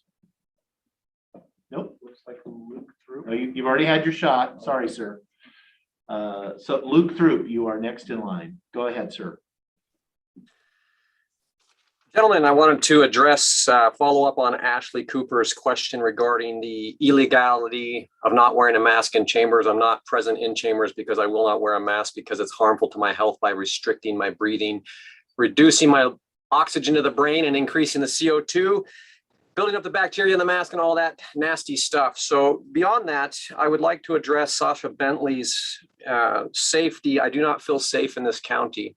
I think there are many citizens that feel that way, and they actually fall on both sides of the line. There are people that do not feel safe being around people that are quote unquote vaccinated with an mRNA gene therapy that causes mutations in the actual virus itself. So there's that aspect of it.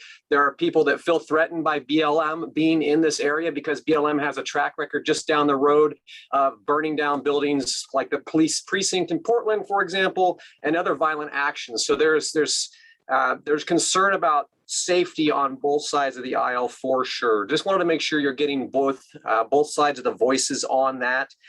As far as the science being that vaccines are the only solution, it is clearly not the science. If there's one thing I could say is that there is no scientific consensus.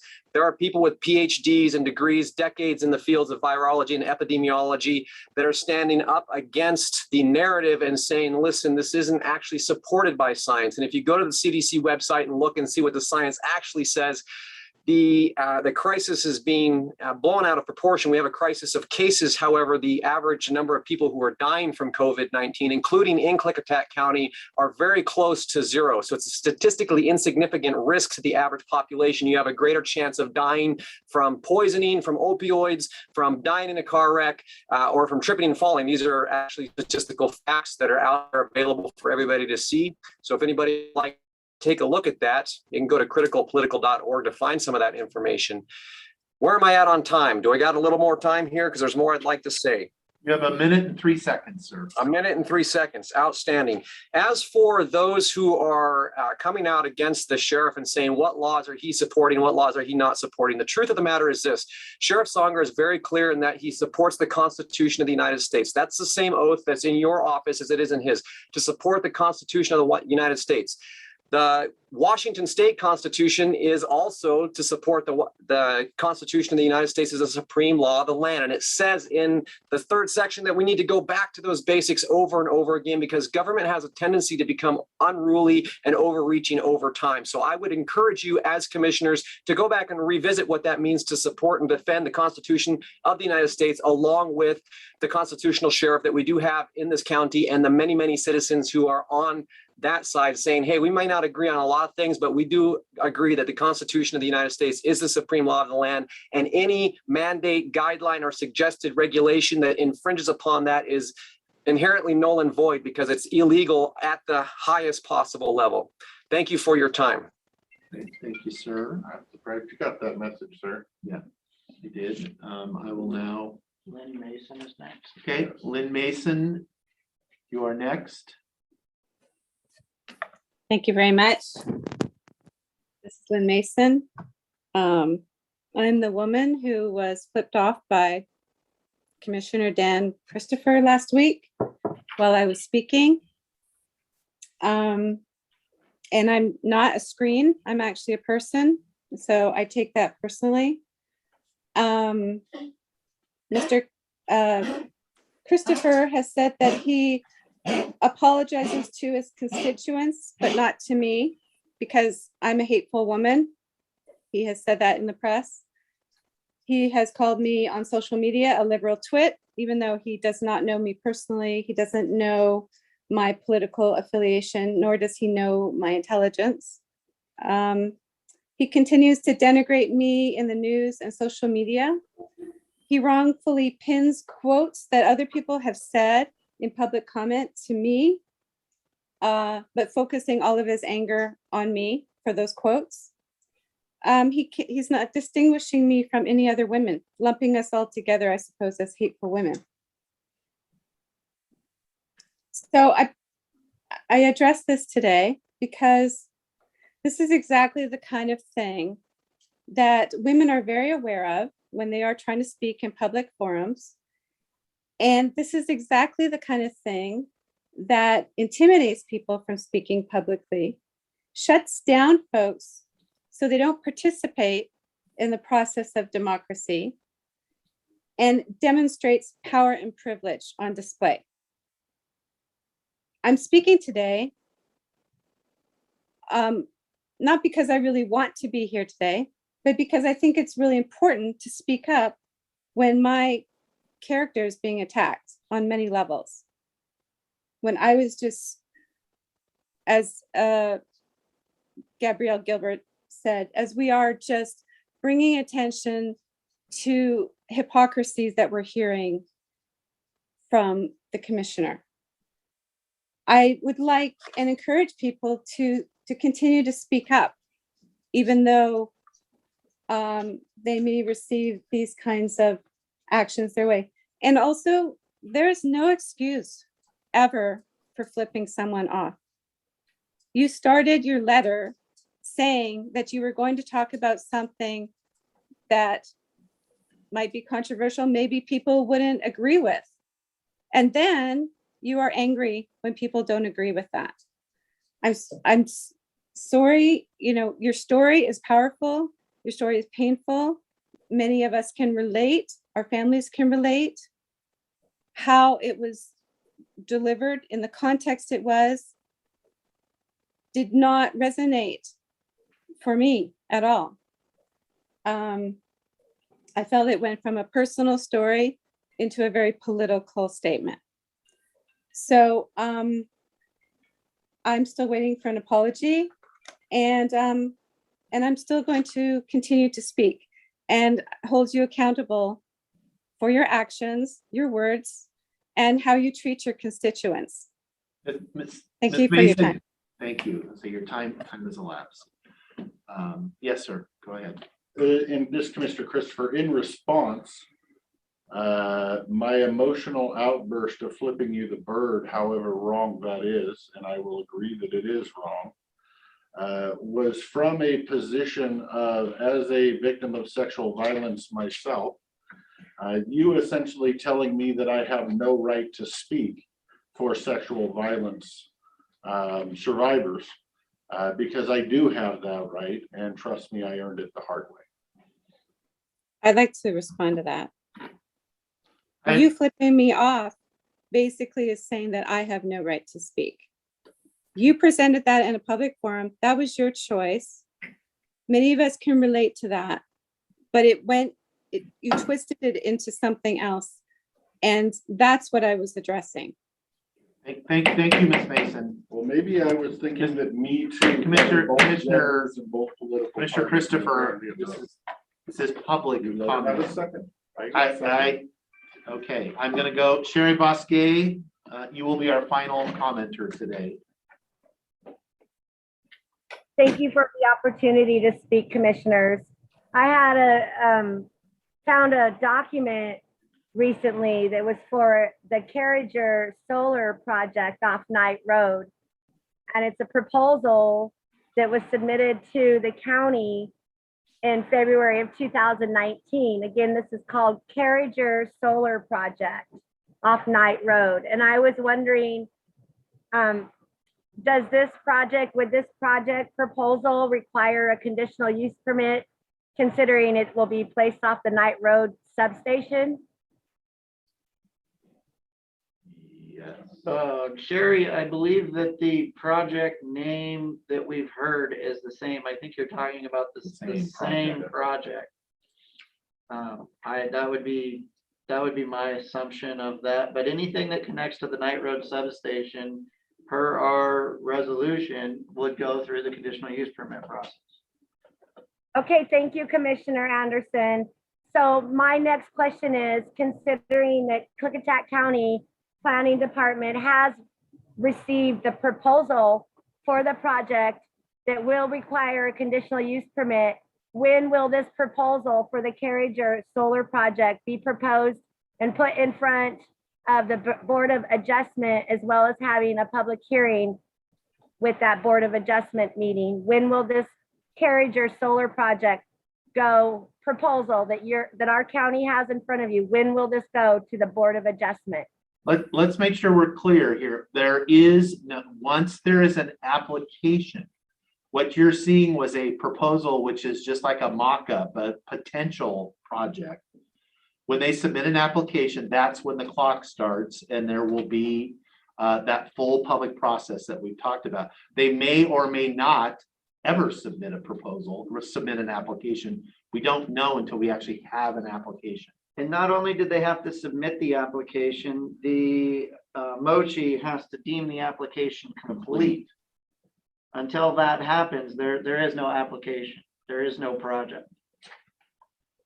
So the application, when received by Klickitat County Planning, that would then go in front of our Board of Adjustment? That would then start the public process for dealing with any project that's going to go through the conditional use permit process. Which would either be Board of Adjustment or Public Hearings Examiner. Okay, well, thank you for your time today. And it looks like we have a lot to discuss because according to documents that I've been researching, the proposal would go in front of the Board of Adjustment. But there again lies the mystery of the cup that you've asked us all this to trust, which looks like we need to have a lot more information before we can trust it, because 14,000 acres of solar panels around Knight Road is significant, and it should be discussed with public hearings in front of our Board of Adjustment and not skirted down to a hearings examiner. So I won't take up any more time. I believe this just shows how our county does have information in front of them, and you are not putting it in front of the people. So thank you for the opportunity. Okay, thank you. That concludes our public comment period. We will now move on with our agenda. I do want to say before we move on, I appreciate everyone's civility and patience. These, public comment period has become a pretty tense time, and it's very important to me, and as my job as the chair, to maintain order in a public meeting, and that we can have discussions about really complicated, tough issues, and we can do it civilly. And so I appreciate, and I am going to strive for that in the future as well. We want to hear from people. We want to hear, but we have to do it in a format, in a venue that is people feel safe and that they feel like they can express their opinion in a way that doesn't, arouse condemnation, both verbally and potentially physically. So, yes. I would just like to say that I am very sorry, Ivy, that you missed your trip because of the situation. I didn't think you were in here. I think usually it takes 15 minutes of close contact to be considered a serious, significant threat. Just walking by people, when you walk through tables and all that in a restaurant is not considered significant. No matter what, though, I'm sorry that you missed your trip, and I'm sorry that you did not feel safe when you were sitting here. I'm sorry that we didn't have the protocols in place to ensure that you did feel safe, and we've worked on that ever since then. That was something that is in my 9 months that I've been here, we've never dealt with that, and Never thought we would. I never thought we would, to be honest. I appreciate it, Chris. Thank you. All right, we are going to move on now. It's 1:34, the time past we set aside for public hearings, public meetings, and bid openings. Our first order of business is a public hearing to consider vacation of described right-of-way within a portion of O'Brien Road. So let me get on, so I can do this. This is a formal process.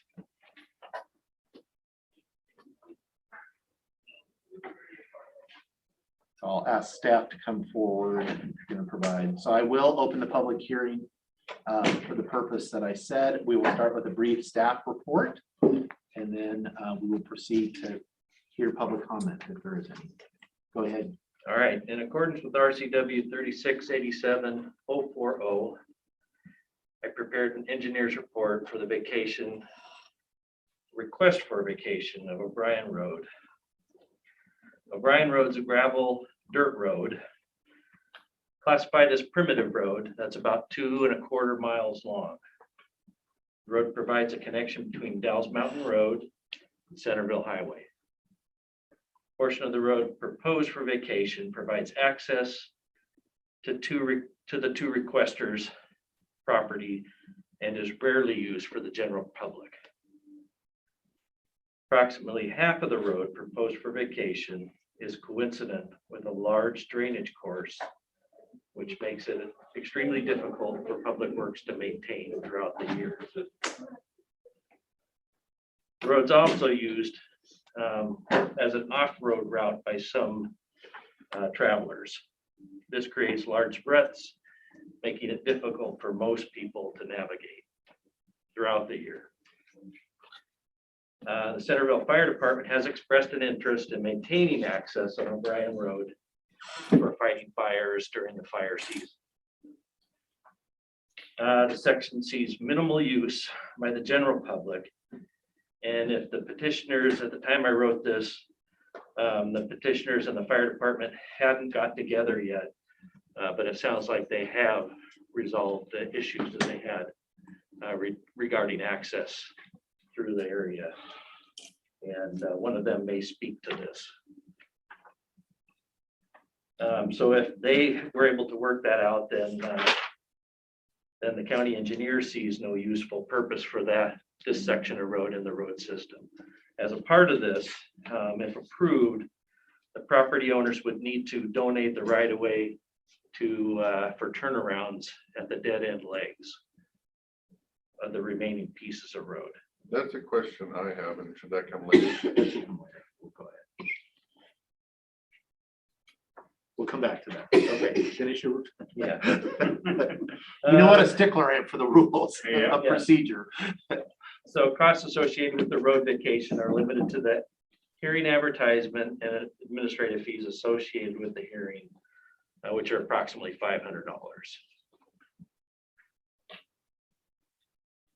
And that concludes my report. Thank you. Actually, I'm gonna hold yours because I You will tell me now, when. I will, yeah, you got time coming. I will now open the public hearing to take public comment, both for or against or neutral for that matter. As we've learned, is there any member of the public or on Zoom? Come forward, sir. We can have your name. I know. Dave West, Centerville. Thank you, Mr. West. First And comment. just for the record, I am gonna limit comment to 3 minutes. Just so you know.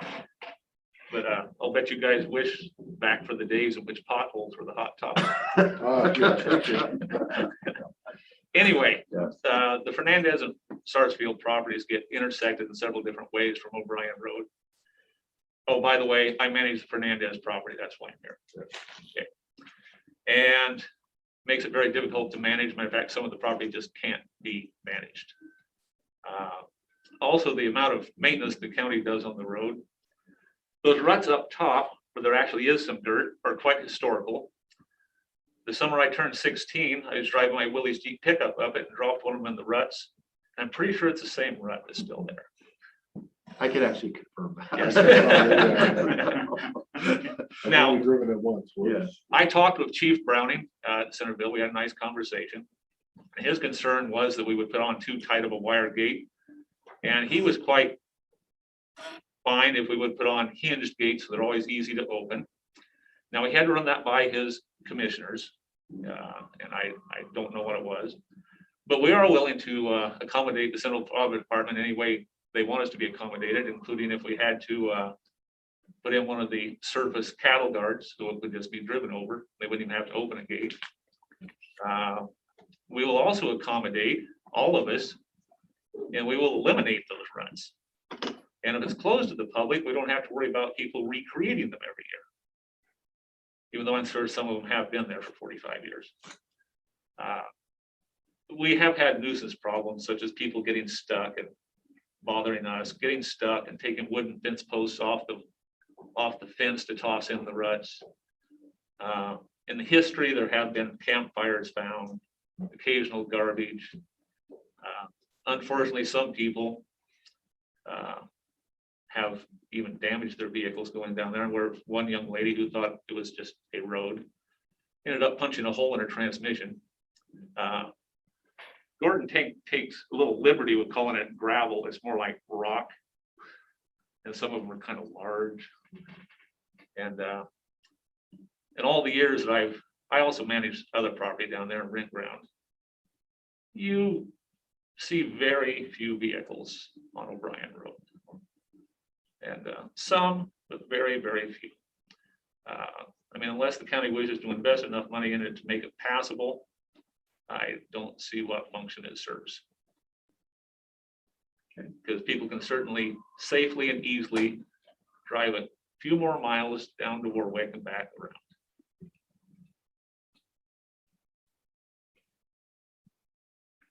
Thank you, Mr. West. Does that conclude, unless the board has questions for you later? Okay. Thank you. Is there anybody else in the room? Oh, thank you, sir. Come forward. Yeah, my name is George Sarsfield. I'm the landowner, one of the landowners with Ann Fernandez. I'd just like to thank David for his testimony there. I just want to add a little bit of anecdotal information there to that, my dad had been working on trying to get that road closed for at least 50 years. And there was always reasons why it couldn't be done, but we gain because there's some isolated pieces of property that don't have water on them, that the cows can't get in there to graze. And so like Mr. West was just saying, that what ends up happening there is that not often, but sometimes people come down and dump garbage, and it's been, like he says, to an extent, a nuisance.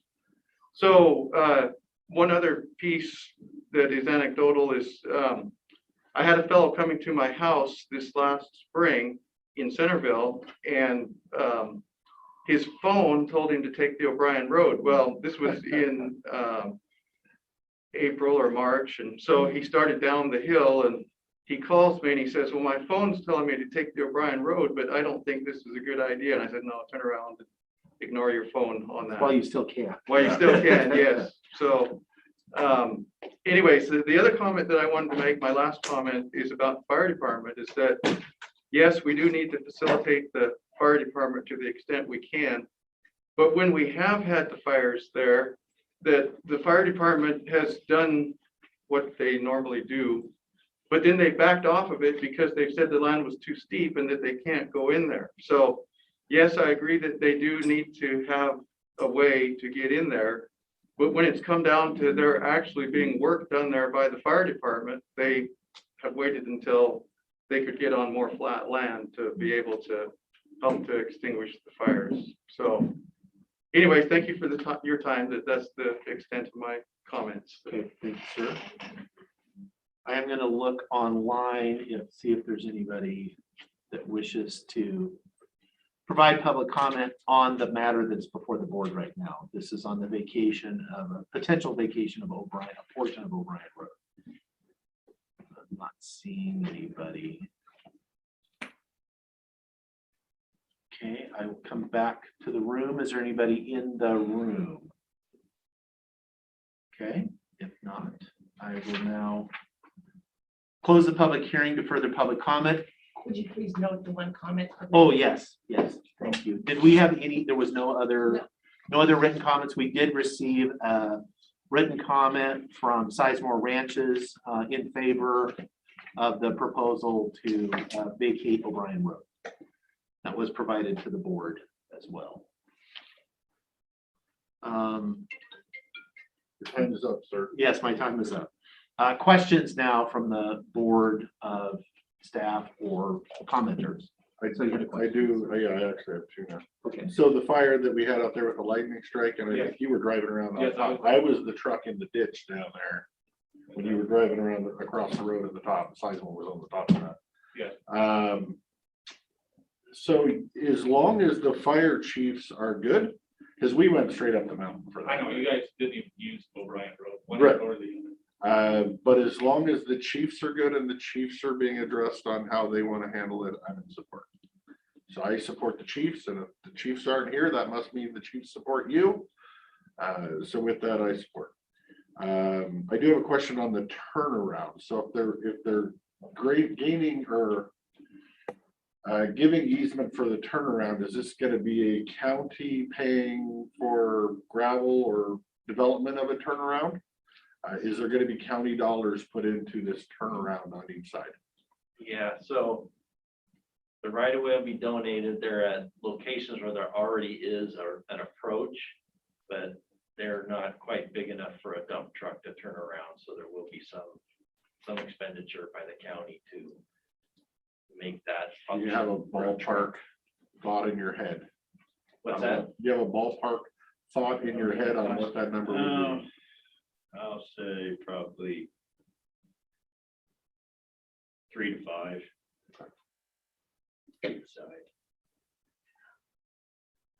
Okay, I'm looking at the FPARS map and it looks like it's a non-fish stream, but it is a fish stream directly below that. And there are culverts that go through that section of property. And those culverts are currently owned by Klickitat County. When we vacate the road, are we going to leave that road open? Do those culverts then become the issue of the landowner if we have flooding or rain on snow event? And do they have to agree to that, to take the ownership of that? They're part of it. They're underneath the road and they would become the property basically and the responsibility of the new property owner. So as it splits, I'm not sure where they're at relative to the two property owners, but they could be all one property owner or split half and half. I don't know. The culverts that I've seen are basically not functional. In essence, the entire lower part of O'Brien Road is the drainage. I say O'Brien Road is kind of the ditch. It's Yeah, water. it was built in left the side drainage. Yeah, that's what I'm looking at. It's built in the drainage, but this says that there is a culvert that needs to be lengthened in order for. I've never seen a culvert, but They're crushed. I was gonna say, unless they're buried under boulders. And another thing, if we close it, we won't have people storing up sediments for runoff in the winter either. So what is your plan for fire access? A couple of hinge gates? That's what Lawrence suggested, hinge gates. Do you have any will not- plan will to not be run a blocked. dozer on it to try to tame it down? It'll be way wide enough for a dozer to go up or down. Right, and then you're just keeping all the 4x4 traffic off. So theoretically, it could be a better fire road. It than actually what it is will be now. a better fire. Right. I don't have any further questions. I don't either, other than I will confirm, although 45 year, it used to be almost a rite of passage Yes, it was. to wheel it. yes. I So let's see, also- my age, that's okay, So at you least probably 40 know, years, so I the can ruts also you tell created caused issues for me. Sure, we'll leave it there. St. Turns was riding on the fender and it tossed him several feet when we dropped it. Okay. I think those are actually wagon ruts, is where they originated, so. So you did make it. Yes. All right, are there any other pertinent questions as opposed to impertinent ones? No, sir. Okay, I have a motion ready if you're ready. yes, I'm ready. Mr. Chairman, I make a motion that we approve the vacation of the portion of O'Brien Road as presented by staff. I will second the motion. Okay, I have a motion and a second to vacate that portion of O'Brien Road as was in the staff report and the Beginning at milepost There we go. 0.21, being approximately 350 feet north of the south line of section 35, township 3 north, range 14, east of the west meridian. That's northerly direction for approximately 1.16 miles to milepost 1.37. that's was. I was gonna say I was scrolling, I just didn't scroll far enough for Okay. that part. I was Okay, looking. that, with that clarification on what your motion was, which portion to vacate. Any further discussion?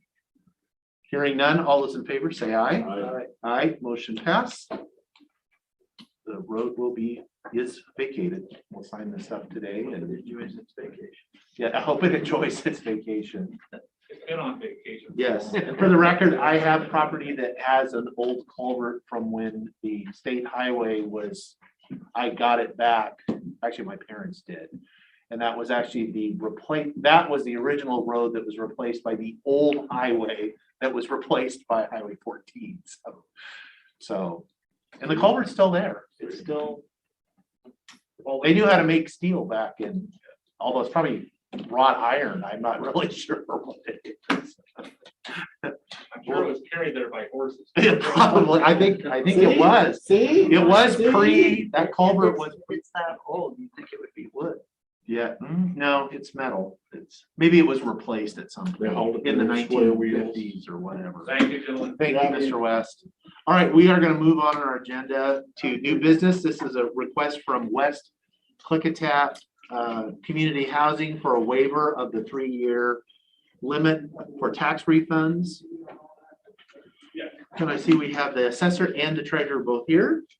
You do have the requesters representative on. Okay, Zoom good. as well. All right.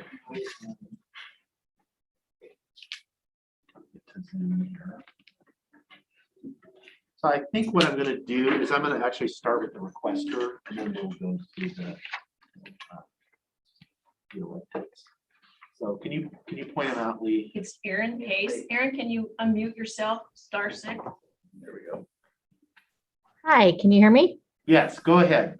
Hi, I apologize. I actually was not planning on on speaking. I just happened to show up to see what was going on. Thanks so much for taking the time to discuss this. I had sent an email to Lee, just basically, I had talked with the treasurer and the assessor during this process, and they've been fantastic to work with. Basically, we had done a request for the property tax exemption for this property. And the Department of Revenue had done all of their stuff. And of course, I think by statute, the treasurer can only refund 3 years. But I was told that there are some cases where the commissioners can grant that extended refund, I guess is the right way to phrase that. And I think that's why I'm here. Okay. Thank you. I will now, I'll go to the treasurer and the assessor if you want to. Yeah, and I mean, And we did get we got the background information. And what's I included. I think that, so Krista and I, we had to go back and it happened a lot farther back than we thought. It was in January of 2016 when we put this resolution in play. And what happened was just a little background on that, the legislators had changed it. There was a specific RCW that stated that you could only go back for 3 years, and that got taken out. And a lot of counties across the state went in and put in a resolution like this so that it didn't go back in perpetuity for some purpose or another. Right. And we, like others, followed suit and really hadn't seen anything really on these probably until the last maybe year. This is the second one I think that we've had, and the other one was just about 6 months ago, maybe, or some memory. That's correct. So I think the key was that Krista and I wanted to come down and make sure we just had again, having none and then having two and making sure we're on the same page as to, or making sure that we have the history of how we got here, is that, there is a provision to where we go back, and if there's a correction or a recalculation, a lot of senior exemptions, the senior doesn't get their exemption, they go back and we go back up to 3 years. That's what we work between the two of us. And it's not that we're doing it, all of that's done is Krista's doing an adjustment to the value side, then we're doing a recalculation or rerunning the tax calculation process. It tells us where we're at, and it's pretty straightforward process. And there is nothing that said that the seniors are supposed to get their exemption by December 31st of the assessment year. so that we do not have this, but we are continuing to have more and more. I think when we came into office, that we had maybe a couple 50 to 100 maybe, and we're probably at 4, maybe, I don't remember. We process a lot of refunds because people just are like, oh, we got this, or we got, so that we do a lot that are not necessary if the taxpayer were to come in and get things done when needed. So I guess the thing is, on these, there is a concern that the taxes have been paid. We're going to take the tax away from the districts that this situation was paid. So by going beyond the 3-year period, we're going to go back and we're going to change the value, or we're going to put in the exemption, which is changing the value, and we're gonna recalculate the taxes, and so the districts. No, I just had a question about this specifically, if we can go back, because it's important to me. How, I borrowed it a little while yeah, ago. I didn't even need it. there's teeth marks in it. There's, was there a mistake made? Was No. there, it was just the folks had inadvertently had not filed for tax exempt. And then when they discovered they were eligible to, then they applied for a refund. They were told we can go back 3 years. If we want to go back more than that, you're gonna have to come to the board. Is that That's the way accurate? I understand it, is that Yeah, they made an application this year to go back. And that application to the Department of Revenue was for 4 years, and it's also for next year as well. So, but that'll be normal. I don't know the reason. I don't have that information, but yeah, they had made an application this year, and that application included the prior years. and the If- property. Yeah, go ahead. I'm sorry, if I can, I'll clarify on that, and to the point of what they're discussing, I'm in complete agreement with what they're saying. We are assisting the property management company that oversees Rhine Village Apartments, which is low-income housing. Under Washington law, there are certain ways that they can qualify for the tax exemption. We just had this property enter into our portfolio, which is why we're doing the review and the application for the exemption. So the time period in which we're covering is something that we just became aware of, if that makes sense. That's why there is all of a sudden we're going for the exemption. And to that end, I do understand that there is a limit for how far back that you want to go.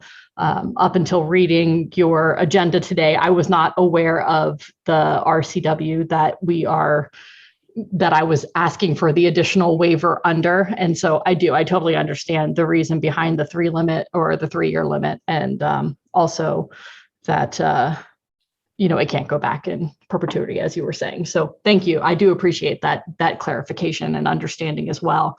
I was just told when I was contacting that there are some cases where it is granted back further. But in this case, the Department of Revenue had just happened to include the 2018 year as a full exemption year. And so I was just trying to cover what the Department of Revenue determined, if that makes sense.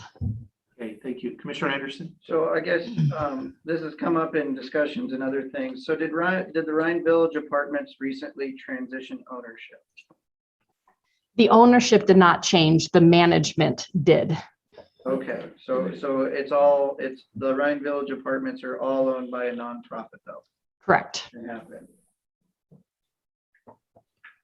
I think sometimes it's the familiarity of the management companies that might be familiar with some of the opportunities for those exemptions as opposed to some others. If that would be my guess as to how that happens. Yeah, and I really do feel like I need to disclose, it has been in the press that Columbia Cascade Housing Corporation, which is our area nonprofit that I sit on the board, was awarded some funding to acquire Rhine Village to put it into their portfolio. That has not begun yet. I had a board meeting yesterday. So yeah, you're not about it. Yeah, and so and I actually asked the question yesterday, is this request, is it relevant to that acquisition at all? And it isn't. It's not. It was the part of the management company had changed and they were just going through stuff and, oh, look, why are you paying taxes on this? Yes, that's pretty accurate. And it has been a long process of trying to, I was working with the Department of Revenue for almost an entire year, trying to get this process completed due to the specifics that are required for a nonprofit to qualify. Okay, so my question, which I think I already have the answer to, I just want to make sure and check myself for future ones of these. If we refund the back taxes, does that have to go to the person that owned the property in that year they paid the taxes, Yes. which in this case sounds like the same person. Yeah. Yeah, I would have to go look. I don't have, But but if yes, it the was two refund. separates, it would need to go to those two The separates. the refund goes back to the person that paid the taxes. So At that time. that is, and yes. Person or entity. Or entity, correct. And so we do, that is a part of our payment processing. We validate the name on the check and so on and so forth. And now we actually, because we started doing checks electronically, we have an image of the check so we can go back and see whether it was, husband, wife, this people, what management company did it, so on and so forth. I'm just trying to understand the way it was written. Is this, if we authorize this, this is gonna be money that gets put back in for refurbishment of the apartments? And then it sounds like it's going to transition hands into Columbia Cascade Housing anyways. Is that kind of the plan here? What's the overall plan I'm trying to see here? Because I have to weigh, the authorization of this versus the impact of my junior taxing district that probably should rightfully have. a say. And one other piece is, I think precedence. I think that's a little bit where Krista and I wanted to come down, because I think we recognize this is your guys' decision. We're very okay with that, but we want to make sure that we don't have, if somebody wants to go back year over year, that we don't set a precedence that's how it is. Because the last one was a manifest error. This one is slightly a little different. So Yeah, the last one our was normal procedure is 3 years and only 3 years. Is that what you're saying? the This stat, would be an exemption to that. yeah, the correct. statutory authority allows Greg and I to recalculate the value and him to allocate either the taxes or refund the taxes for up to 3 years. So you're warning us to set precedent if we. Yes, I mean, and it is, and I will say it's a pretty high bar for me. Like I'm certainly sympathetic to the project, and in some ways I may be conflicted because I serve on the board of the entity that is, and so the entity, because that refund is going to go to the current entity, but those are not like they're going to give bonuses to whoever. Those are restricted funds that will have to be used on the project. So anything there, when that transfer takes place, that benefit is going to transfer to the new, if this deal gets finalized. So potentially, which I have good high hopes. And so there is some, benefit to the county's interest as far as in the housing part of it. But I do worry about, if you go back more than 3 years, you are setting a precedent for what is the limit. And I think that the rationale for limiting it to 3 years is because it does impact those junior taxing districts, especially. Right. That it can, where nothing's ever for sure. And so then you're always wondering what's the next, that I'm going to have to refund from a mistake. In this case, it's not really a mistake. Correct. It was, because I would say if it was a mistake, that's why it was important to me. Right. If there was an error on our part, I don't care if it was back 5 years or 6 years. We need to fix it, make everybody whole, and we'll eat it. But where this was, you were eligible for a program that you were unaware of, it's pretty hard for me to be convinced to go back more than the statutory, the 3 years. How many units is this, by the way? 36, that sounds right? Does that sound right? That's correct, yes. And Ryanville has been there a long time. If you go back far enough, was there ever an agreement in place that They were gonna pay property taxes Yeah. when they bought the property or anything like that. I mean, there's a lot that could be going on there. I will say this is just a piece of maybe relevant information. When we were doing research on the Yakima Nation Housing Authority project that is will be a tax exempt, I actually went and looked, and it's amazing to me across the county, the different low-income housing projects, who pays it, who does. Some pay almost full fare, some pay nothing.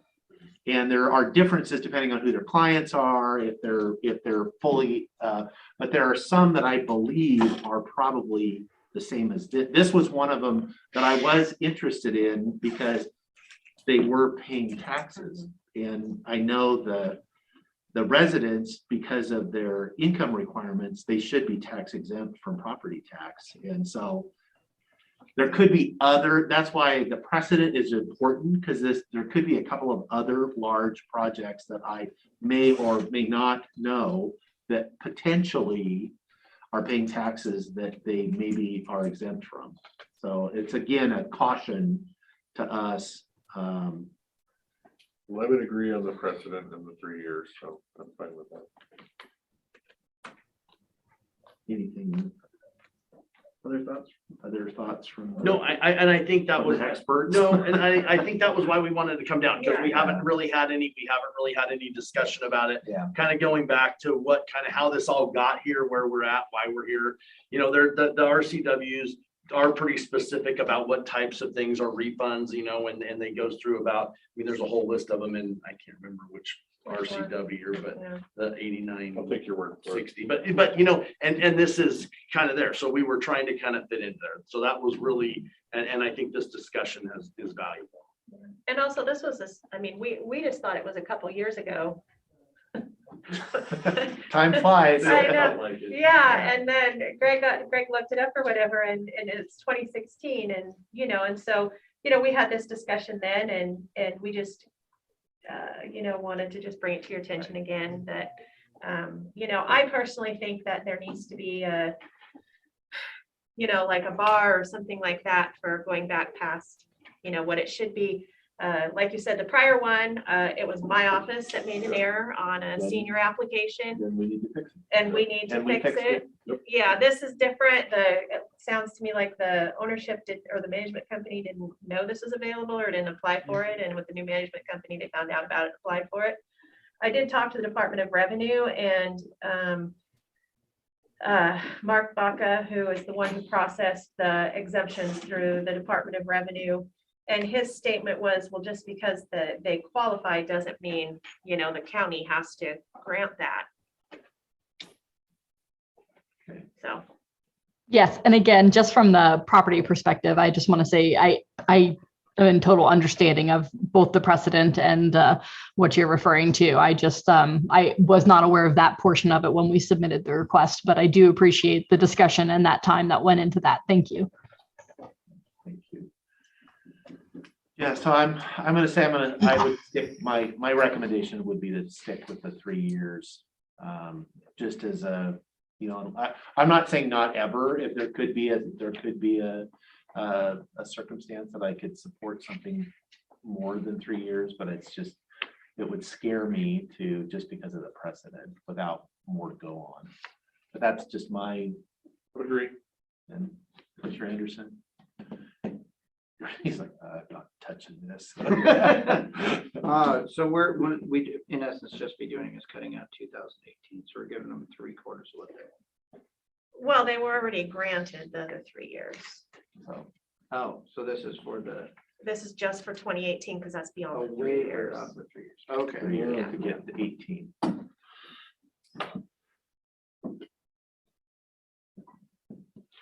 Official motion to decline. I don't know. Do you? I don't know. That's a good question. I was just kind of sitting here thinking about. You're on the record, and if you've reached consensus, I don't think you need one, but you're welcome. You're welcome to have it, just so there's, well, it may actually be useful just for the To set the precedent. to set the precedent where there is actually. With that, I would make a motion that we deny the waiver for the 3-year limit of tax refund over the 3 year. Okay, I have a motion and a second to deny the request for a waiver beyond the 3-year look back for taxes. Any further discussion? Hearing none, all those in favor say aye. Aye, motion passes. Okay, Thank you Thank for you. commenting. It's, again, I'm sympathetic. Thank you. In a sense, it's. Well, it might help them in the future for people that want to go back. Us having a motion and setting a precedent. Feel free to come ask, but it's gonna be a big ask. Yeah. Yeah. Yeah, I know, it does not want this topic. Well, I was gonna let him make the motion. It Yeah. sounded like he didn't want to, You so I said, okay, fine. I will take that. All right, next is unfinished business, continued discussion regarding placement and permitting of older mobile homes. Lynn, do you want to come on up? I'm just here to answer questions. That's I don't think right. I'm There could be some presenting, questions. but I don't think Lynn, I'm would you like a National Voter Registration Day? Sticker? I'm okay. Thank You're okay? you. That was my way of making, no.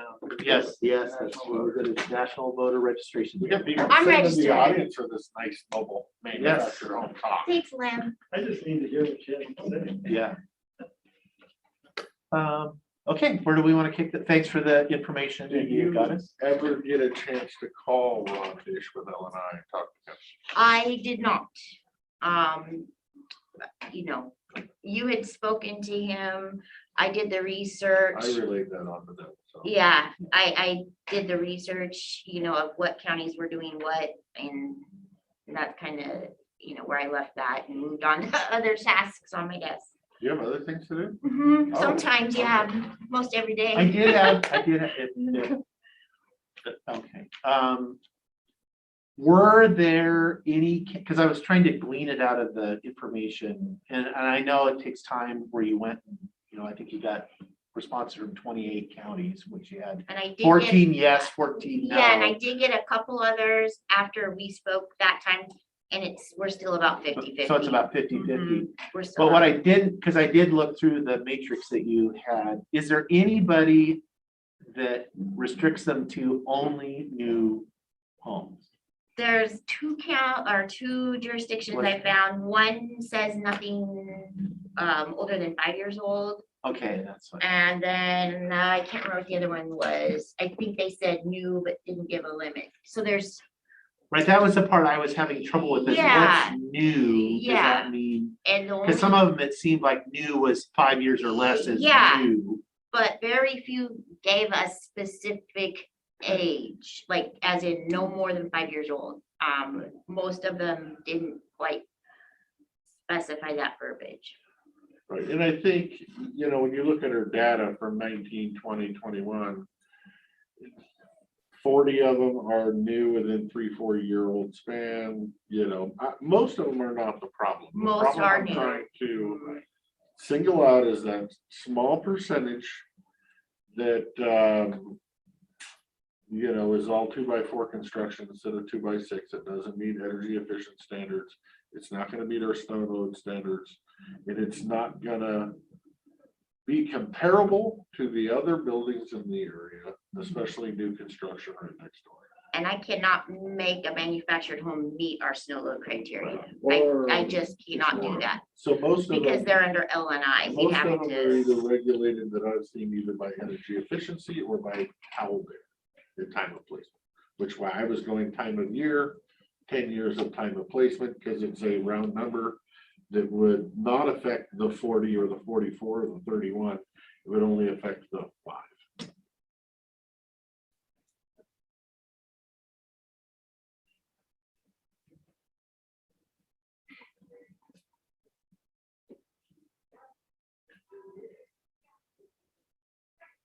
You But can you know what can you- the, sorry, do you I know was just- what the ages are of the one that we're concerned about? Do they have an application in?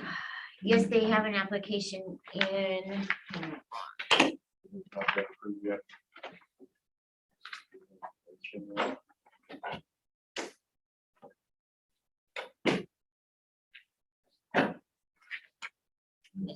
And then my next question is gonna be these, it looks like 5 a year.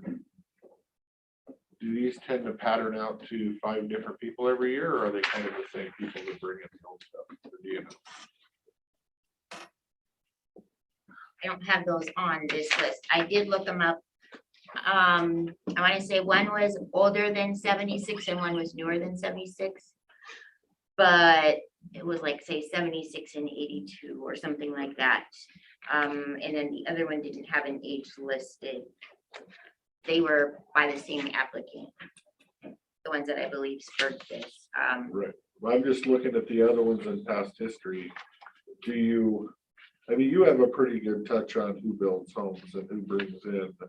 If somebody's bringing in 1 or 2 trailers a year, you would probably know about it. Does it seem like the same people, or do you know? Not, Random it doesn't, people here and there? yeah, it doesn't seem to be the same people. Not to a degree where we could say, oh, it's, you know.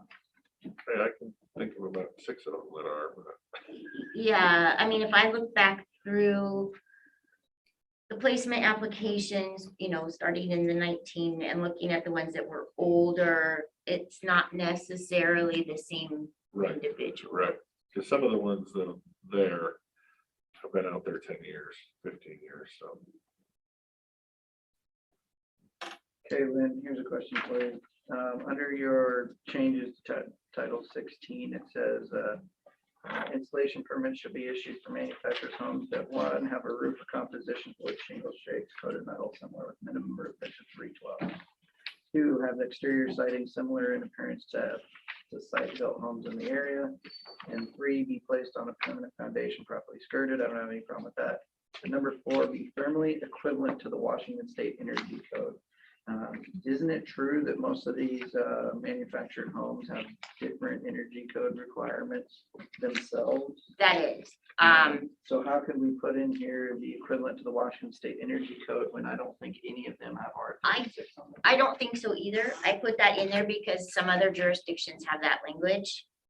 That's what I wanted And to so do. I was just getting that in there, to give us a spark of where do we want to start. Not that it has to be in Title 16, but where Title 16 covers manufactured homes and other, factory structures. It was just kind of, okay, there's a place it could go. Right. Will a manufactured home ever be thermally equivalent? No, it won't. Just like it will never meet the snow load. You're not gonna get a manufactured home that's 155 gram snow load. Well, that's why I didn't want to make it energy efficient and cause ourselves a gray area of what is energy efficient. Where if you just pick a date, can't be older than 10 years or 15 years or whatever that number is, a time of placement. You only get the good or decent homes being brought in and not the old junkers. You could take out that number 4 and you still have the roof language, you still have the siding language, which eliminates a lot of those very old ones that had the flat roofs and things of that nature. I'd like to see a date on. Is there a difference between installation permits and placement permits? It's the same thing. Some people call it a placement, some call it Can installation. we keep it the same throughout? I mean, that. But basically it's, we would just, we call them Apparently we've placement been permits, told, I but mean- for whatever reason, they have it as installation permit. What normally is the fine for somebody that brings a trailer in without a placement permit? Or is there one? There is not one. So it says don't do it, but there's no. It says don't do it, but there's I no mean, stick to say don't do it. I've never fined anyone, or made them pay double the permit or anything. I mean, they permitted them, we're happy they. Right, but if we made a date range and they brought in something older, they would just never get a placement permit and then it would be a nuisance issue for the gentleman behind me. Can you, it'll help me if I understand what we're trying to accomplish. What's the problem? What problem? And I'm not being obstinate. I just really want to understand what's the problem that we're trying to solve by changing the rules. Well, I think. What are you hoping to solve? I think many things. I don't think it's necessarily fair for someone building a new home to have somebody move in 1976 next door. I don't think a 1976 is necessarily safe. If you had a fire marshal, I don't know that it would meet fire code. So there's multiple aspects of it. Okay, I will say for myself, I have little heartburn with the 76, meaning we don't allow anything older than 1970, because there is an issue with the fire code and the wiring and all kinds of things. That's why they have to get that's why they have to get the LNI inspection before we'll issue a placement permit. Right, I recognize that, but But it's still not right, great. right, because I know they do have to get the inspection. Right, before. but a 76 is essentially a 50-year-old building at this point in time. It's a single wide that Yes. we all know. I live in a triple wide, so I know how great they're built. I know, but we also have 50-year-old buildings that, I mean, stick built or 100-year-old buildings too. But Madam Assessor, you had a If comment. I can. Yeah, of course. Come on up so we can, Oh, so everybody can hear you. I don't mind. She doesn't bite. I just kind of wanted just a comment as a more of a member of the public, having Sure. sat in 1974, double wide manufactured home, that L&I requires you to bring it up to certain standards. It has to have the newer wiring. It can't have the old aluminum wiring. The old aluminum. Right. If it's a older one that doesn't have the new copper wiring or copper wiring, then you have to bring that up in order for it to pass inspection. You also have to increase the size of the windows and have them down lower for fire fighting access. You also have to put in the sheetrock around the or encasing the furnaces and the hot water tanks and behind your cooking stove within the house. So there's a lot of things that some of the older manufactured homes, you know, that it's required to bring them up to a safer standard. And we have a lot of older homes out there that people buy as a starter home. And I missed like whatever the whole first discussion was early, I guess earlier. This is the first time I've heard of limiting manufactured homes to a certain year. They're going to move them around and they're going to place them anyway. So because they already do it, it's already done. And if there is no teeth in place to prevent these from being moved around and placed, having a new rule limiting the age of a manufactured home that can be permitted to be placed is not going to solve a problem. So to me, teeth was the next step. I started this with showing him an aerial photograph of the neighborhood in question. And which then pertains to Lem because he's gonna have to spend about 17 years out there getting it cleaned up. So it was to try to keep that down. You're going to have that anyway. I mean, you're going to have people that don't care what they have around their home and how much junk they have and how many manufactured homes that they bring in. And you're going to have the people that do care and that can take one of these older homes because they can afford it either being given to them or, you know, acquiring it for the cost to move it and placing it and loving it and caring for it and having a nice, clean home and environment. So, I mean,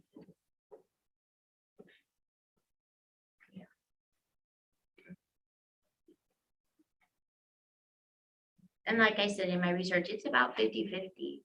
You know, so to say that we're the only county, which Ron was alluding to, I think is, or one of very few. Well, I think It didn't pan out to be accurate. That's not accurate. Correct. And the ones that do it like us are very similar in that the pre-76 have to have that fire life safety inspection and, you know, sign off from L&I before we can issue the permit. So, you know, the state as a whole is running about 50-50 on whether they do or don't. and fire alarms. They have to have a fire alarm outside every bedroom and in a portion of the main house. I can't remember. Well, it would seem that folks that the problem, I think the problem that Commissioner Christopher is trying to solve is junky, you know, which I'm all over that as far as I agree with that, but I think you can also have circumstances where people can take an old 1976 trailer and it's not an eyesore, it's not a junky mess, it's not. So it really, the issue is about people being bad neighbors, not necessarily the catalyst for them being a bad neighbor is not necessarily, maybe it is, it's the, you know, the old junky trailer that they're bringing in. But, and to say that they're, I think the reason why this law was allowed to be done and they restricted the manufactured in the manufactured home parks was to try to clean up derelict towns and improve them. Now you can't remove what's there, but you can stop new old from coming in to improve your town. And this is what the Valley of Centerville asked me to bring to the commissioner's attention. And as a person that sees these move around the county without any permit, I think it's gonna force more people under the radar. If they go under the radar and they're not getting a permit at all, they're not going to be upgrading them and passing them through the L&I inspections. I do worry about the unintended consequences of our actions.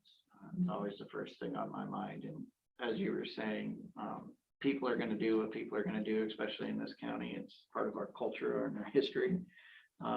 Seems And more so all the time.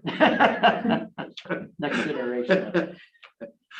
And I get what your goal is. I've seen, double wides from 2000 that are absolute boxes that are nasty, grubby, and I've seen 1970s that look beautiful. I mean, that almost are like, tiny homes. They've redone the siding and they do all the stuff, and they take a box or a trailer and make a tiny home out of it. And so setting dates and limits and hard things like that, I think what you're really trying to do is the neighborly beautification versus the safety aspect. I mean,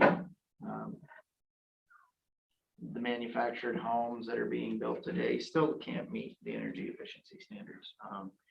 And we specifically call that out because we understand that we need low-income housing and affordable housing and starter homes and things for people of my generation that definitely can't afford the median $850,000 home in King County. And so I'm trying to think, is this the best way to fix the problem?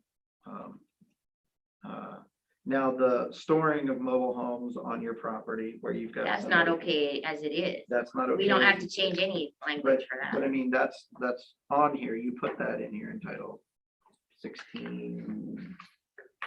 I mean, that language, 44010. But it's already there. exactly. It was just kind of repeating itself. So if that's already there, and that was the pictures you showed us is where there's multiple of them that aren't skirted or all aren't that. And I do believe in order to get a placement permit and to get it authorized, don't you have to skirt it and don't you have to Oh, take yes. the tongue off and everything already? So That's part of the installation instructions, is it has to have skirting. Well, that's one of the things that some of the other counties do is they make sure you have siding that matches the other buildings in the area. So you don't get metal siding, you have to put T111 or something on it, so that you can match the character of the area. And that is the issue for the builders in the area that are building $400,000 home and somebody brings in an old metal jalopy with a rubber roof. well, now on the west side of the county, you're getting people putting. Hey, if you tin want to that accept looks- the west side, I'm for it. No, west side of the Klickitat County, you have people, they're choosing tin siding that's rusted looking. And they're putting it in the middle of these huge things and they're putting them on multi-million-dollar homes. I know So exactly, I know exactly which one you're referencing. Everything west of Centerville. But no, every placement permit, we can't approve it as complete until it has skirting. And so to me, it sounds like the problem's already, the things that we're hoping to solve would be solved if somebody filed a placement permit. The problem we have is we have a bunch of these that don't have placement permits. See, I disagree. Plenty that don't have. The ones that from Centerville that sparked this, they've applied. And the one that's older, I believe he's must be getting his L&I inspection, because if he doesn't, we can't place it. But I mean, he's at least applied for those placement permits. But are people applying and then just they put in an application and they sit there for 3 or 4 years? I mean, do they have a time frame where you have to? Well, they have a time frame. The only one I can think of currently that's sitting there is because they can't get a well and they're waiting to get potable water approved. And it's an older one, but it's like an 80s older one. But these people want to live in it. Yeah. But we can't approve him for occupancy. Yeah. That's one that I'm aware of. Now, there's plenty of other ones where people have Now they'll be complaining to them, not me, saying, they just brought in this old manufactured home and it's just sitting there. Well, they've never applied for it. There are plenty of those around too. And those are the ones that I think that we need to focus on. We have no idea what's going on there. I also have a problem with, saying that the siding has to look like everyone else. If you want to look like everyone else, you move into an area that has an HOA.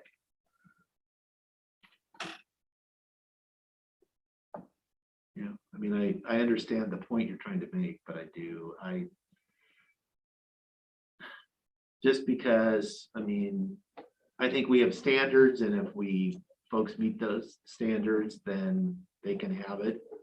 And if the neighbors don't like it, because I don't want to look at it, because it has a metal siding, and it's, we always come back to this same, I've heard this argument on, you can insert any topic, and it's that you're lowering the value of my property, whatever it is. You brought a manufactured home in, you're building a solar farm next to me, you're putting a gas pipeline through, it's always, that's the argument that's made, but you are making the argument about activity that's on somebody else's property. And I keep going back to that. Yes, if I'm not following the rules and it's a big junky thing and I have violations and I'm out of compliance, that's a completely different issue. You could say that with a stick-built house. If I built, because I'm thinking of one in Murdoch, I don't know how it ever got through the process, but it looks, well, never mind. Yes, I think if you ever looked, I don't know whose it is, they're probably online, so. It's Dave S. at Klickitat County. It's Dan C. It's Dan C. I get everything else. Give me this one too. Broad shoulders. Yeah. So I think. There's a beautiful home just kind of northwest. On the outside, it's ugly, never going to be completed, and the inside is marble, wood, absolutely drop down gorgeous, but the outside isn't that way because we assess based on the exterior of property, and then you assume that the interior reflects the exterior. That's good to know. Yeah. So, yeah, I was shocked to find out what the inside of that home looked like. It's about as gorgeous as you can get. So I think a lot of what people's angst is, it's with things that are not, they wouldn't be compliant anyway. And so it goes back to, we got to hold people feet to the fire on what's. Well, I honestly think what this is coming from and where it's coming from, the people that it is coming from, has to do with the accumulation of trash, and junk, and vehicles and boats. And they're tired of seeing it, and then we allow more trash to come in on wheels. And that if we actually took care of some of the trash, maybe they wouldn't be upset about this. Right. But it is still the concern, and I think that is kind of where it's going. I think they see the older stuff moving in, and then next thing you know, there's 27 cars in the parking lot. Right. 3 old boat trailers. Right. And you get what you get. You get people are a product of their environment, and you get what you get. Right. And they just know what's going to happen, and they try to put a quash on it. I think you didn't finish where you're going with that comment, is just that there's the property right, and then there is what everybody else uses as the excuse, and then what they're really talking about is their visual impact, and that's what they truly care. Yeah. But the flip side of that is you're also going to have the very responsible people, young families starting out,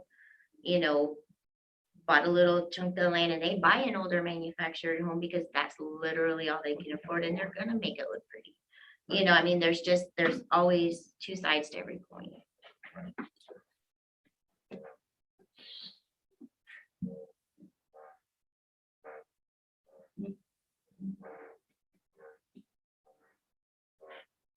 All right, what do we want to do?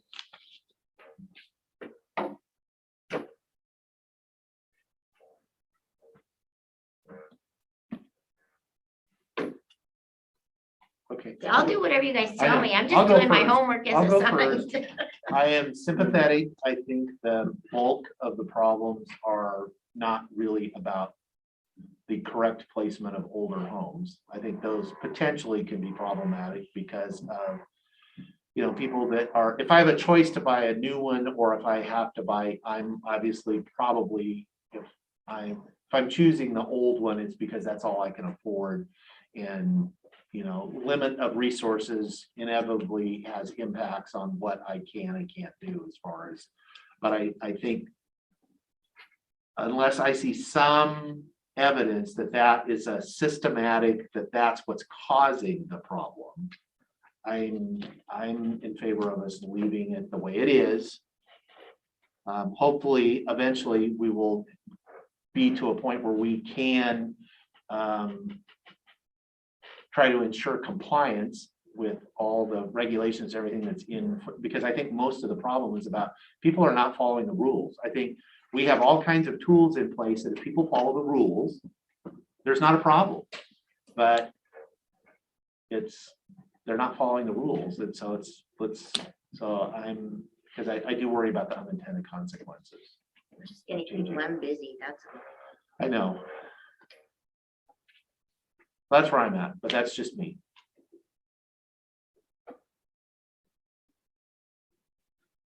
I just want to say thank you for putting the time into this and, you know, putting it on paper so I had something to look at. And then, so then it was able for me to see, do we truly have a problem or are we just reiterating what we already have in place? And the problem is the people who don't follow what we have in place. And by adding another line, are we actually going to fix it or is this going to change nothing? And from what I see here, it's not going to really change anything because we didn't put a date, we didn't put a age on it. And I don't think we can pull off the, you know, the weather ability. And so it's like, I don't see really any changes here. And like everybody else, I think what we're really talking about is the accumulation of trash. And then what we're doing is we're associating an older manufactured home with the assumption that it will have an accumulation of trash. And that's one bridge too far that I can go on a logical basis to say that that's going to happen. Commissioner Christopher? I disagree, but there's two of them, so you have your answer. Okay. So no more You're done. homework, Yeah, okay. put down.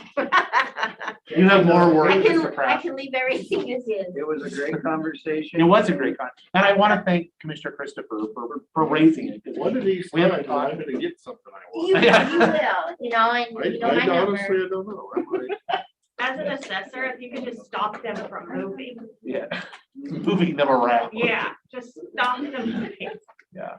Yes, Mr. ma'am. Chairman, we have Director King here, who's gonna address the issue on the consent. If you don't mind, could we move that Yes, ahead of the absolutely. insurance discussion? It won't Yes. take very long. Thank you. Oh, You win every day. I get yelled at every day. What do you think else? I got in trouble. No. Hey, you know what? If you want a sticker, You get stickers? for being the whip. Yeah, here you go. No, I'm kind of okay being the odd guy out. National Boo-Hoo Damn Day. No. Being the odd guy out will come in handy later. So. Director King, nice to see you. Again. Again. Is it back for your monthly update? I heard that, yes, I heard that somebody wanted to talk about zone one burn ban extension. Yes. It's on your consent agenda, item number 5. The agenda says October 15th, but it's actually in the resolution, October 31st is what the fire chiefs in zone 1. That would be Klickitat County Fire Protection District number 2, Bickleton, 10, Alderdale, and 9, Roosevelt, originally requested. That's why that resolution was presented to you as it was. Zone 2 and 3, so Central County and West County, asked for October 15th, and that you signed last week. Because of clerical errors, this resolution is coming before you today instead of last Tuesday. So you could have called it. Hey, He don't like Zoom. I'm here. I love Zoom when it causes me not to have to travel back and forth across the county. Drive time is a waste in my opinion, but You're don't really know. Just got done with the day's work in the office and all of a sudden I couldn't pick up a glass of water. So Oh. I'm, Carpal tunnel. my wife is very well versed in injuries of her own. So she gave me this brace and some ointment to put on it and said, do this or you'll never Smear forgive some yourself. mustard on it, you'll be fine. Yeah. But I have since talked to the fire chiefs after I got a call from your staff asking, you know, because I called prior to last Tuesday as well. And zone 2 and 3 chiefs said, no, we want to still go to the 15th because the wind can dry it out just as fast. East County, zone 1, you know, they have mostly, except for in the Bickleton area in north, in the hills around Bickleton, it's mostly grassland. And in the drainages, they do have, you know, a lot of heavier fuels as well. But they can have sagebrush and grassland fires in December and January in our East County. That's one of the reasons that I went to the 3-zone system when we did. Because the county burn ban used to be just July 1st and September 30th, and then it didn't matter, right? It was just something to help the fire chiefs out in general. So there are different considerations that those fire chiefs take into account. But as of today, they would be okay if the board is more comfortable with an October 15th extension. I have a resolution and a cover sheet prepared if that's allowable. But given the rain that was more than predicted by the National Weather Service over the last 48 hours or so, and what they can see coming in the next 10 to 12 days, as they're all mostly farmers and ranchers. They watch that carefully. They're okay with the 15th. So if we did that, it would align the whole county. It would align the whole county, and if they come forward later, first part of October, and want an extension, then I'm fine with it, but I'd kind of like to not piss off every deer hunter in the free world. And then Well, that- end up canceling it later anyway, so. Yeah, I mean, that's definitely a consideration, mostly in recent years in zone 2, Central County. In zone 1, East County, you know, that does not, the opening day of modern rifle deer season is not weighted to their recommendations at highly because they are much drier than the rest of the county. And you know, those hunters have started and can start fires, not only from their campfires, but other reasons. So it's a balancing act in zone 2 and zone 3 is do you put up with the nuisance calls if you take it, you know, the burn ban past the opening day, and go out there to put out every campfire from people that come into the area and aren't aware that there's a burn ban or don't care. Or is it bad enough, the conditions, that you put up with that? Because, you know, if they're gonna have a campfire, it's gonna be a significant risk for Do the a major extensions wildfire. in zone 1 usually go out to That's October correct. 31st?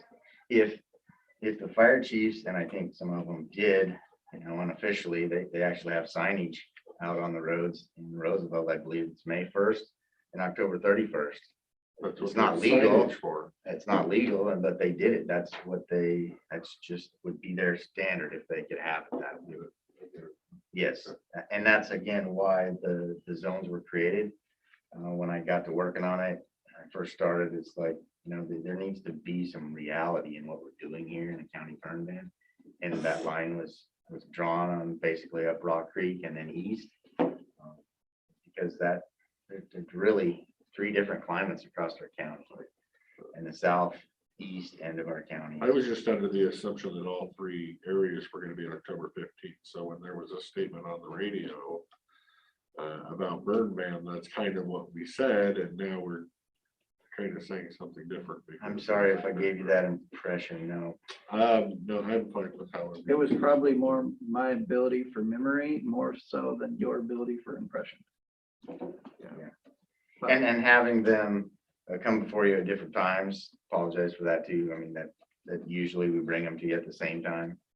So we can blame it on Jess. It's clear, but So just to get, since we've. You want 15th or 31st? Right, and do the fire chiefs, what is their recommendation? So my Is it question, still, at the end of all 3, and it was 2 fire chiefs and 1 fire commissioner. It's currently Roosevelt District 9 does not have a fire chief. At the end of the conversation with each of them, I said, if it was your choice and your choice alone, right now, based on the weather we've had and what you see coming, what day would you end it for yours? If you could have your own burn ban? And they all three said October 15th. And that's what we're doing. Well, then that's what Okay, it is. good. Good enough. And that, We'll yeah, change that the just changed resolution. since last Tuesday. Right. because of Well, Okay. rain does that. Last few days, yeah. And that's another thing. That was a In the circle future, around 15 minutes to get to there. in the future, I would like to see a process in which, like the state does, that we can be more flexible. If we get a good wedding rain, Right, we can, then the next day we can, Lift things. lift the ban. But right now, so procedural question, the resolution in the consent agenda is October 31st. If we amend that on the fly, should we pull it out of the consent and do it separately? What's listed in consent says October 15th. only on the agenda, other- that's not accurate. That's a clerical error. Oh. well, In the let's- resolution, This is what's posted. That's what's posted, so people would, this, no, that's All the posted, back but, of it, yeah. right, I'm but just you're saying, assuming if we people have the look. right it would Signature say- sheet, they're reading October 15th. Yeah, correct, So it's been posted. correct. okay, I'll all right, let the I clerk of the stand board- corrected then. It's at your discretion, because you're gonna say you're going to approve the consent agenda, noting that item number 5 Has been revised. revised to October reflect, right, 15th. I'm okay with October that, 15th, or October 15th. that's the cover sheet, the actual document never said. Yes, we can do that, Thank you very much. You're welcome. Thank you. thank you. Okay. Sorry, man. Yeah, right. I think it's hit the track.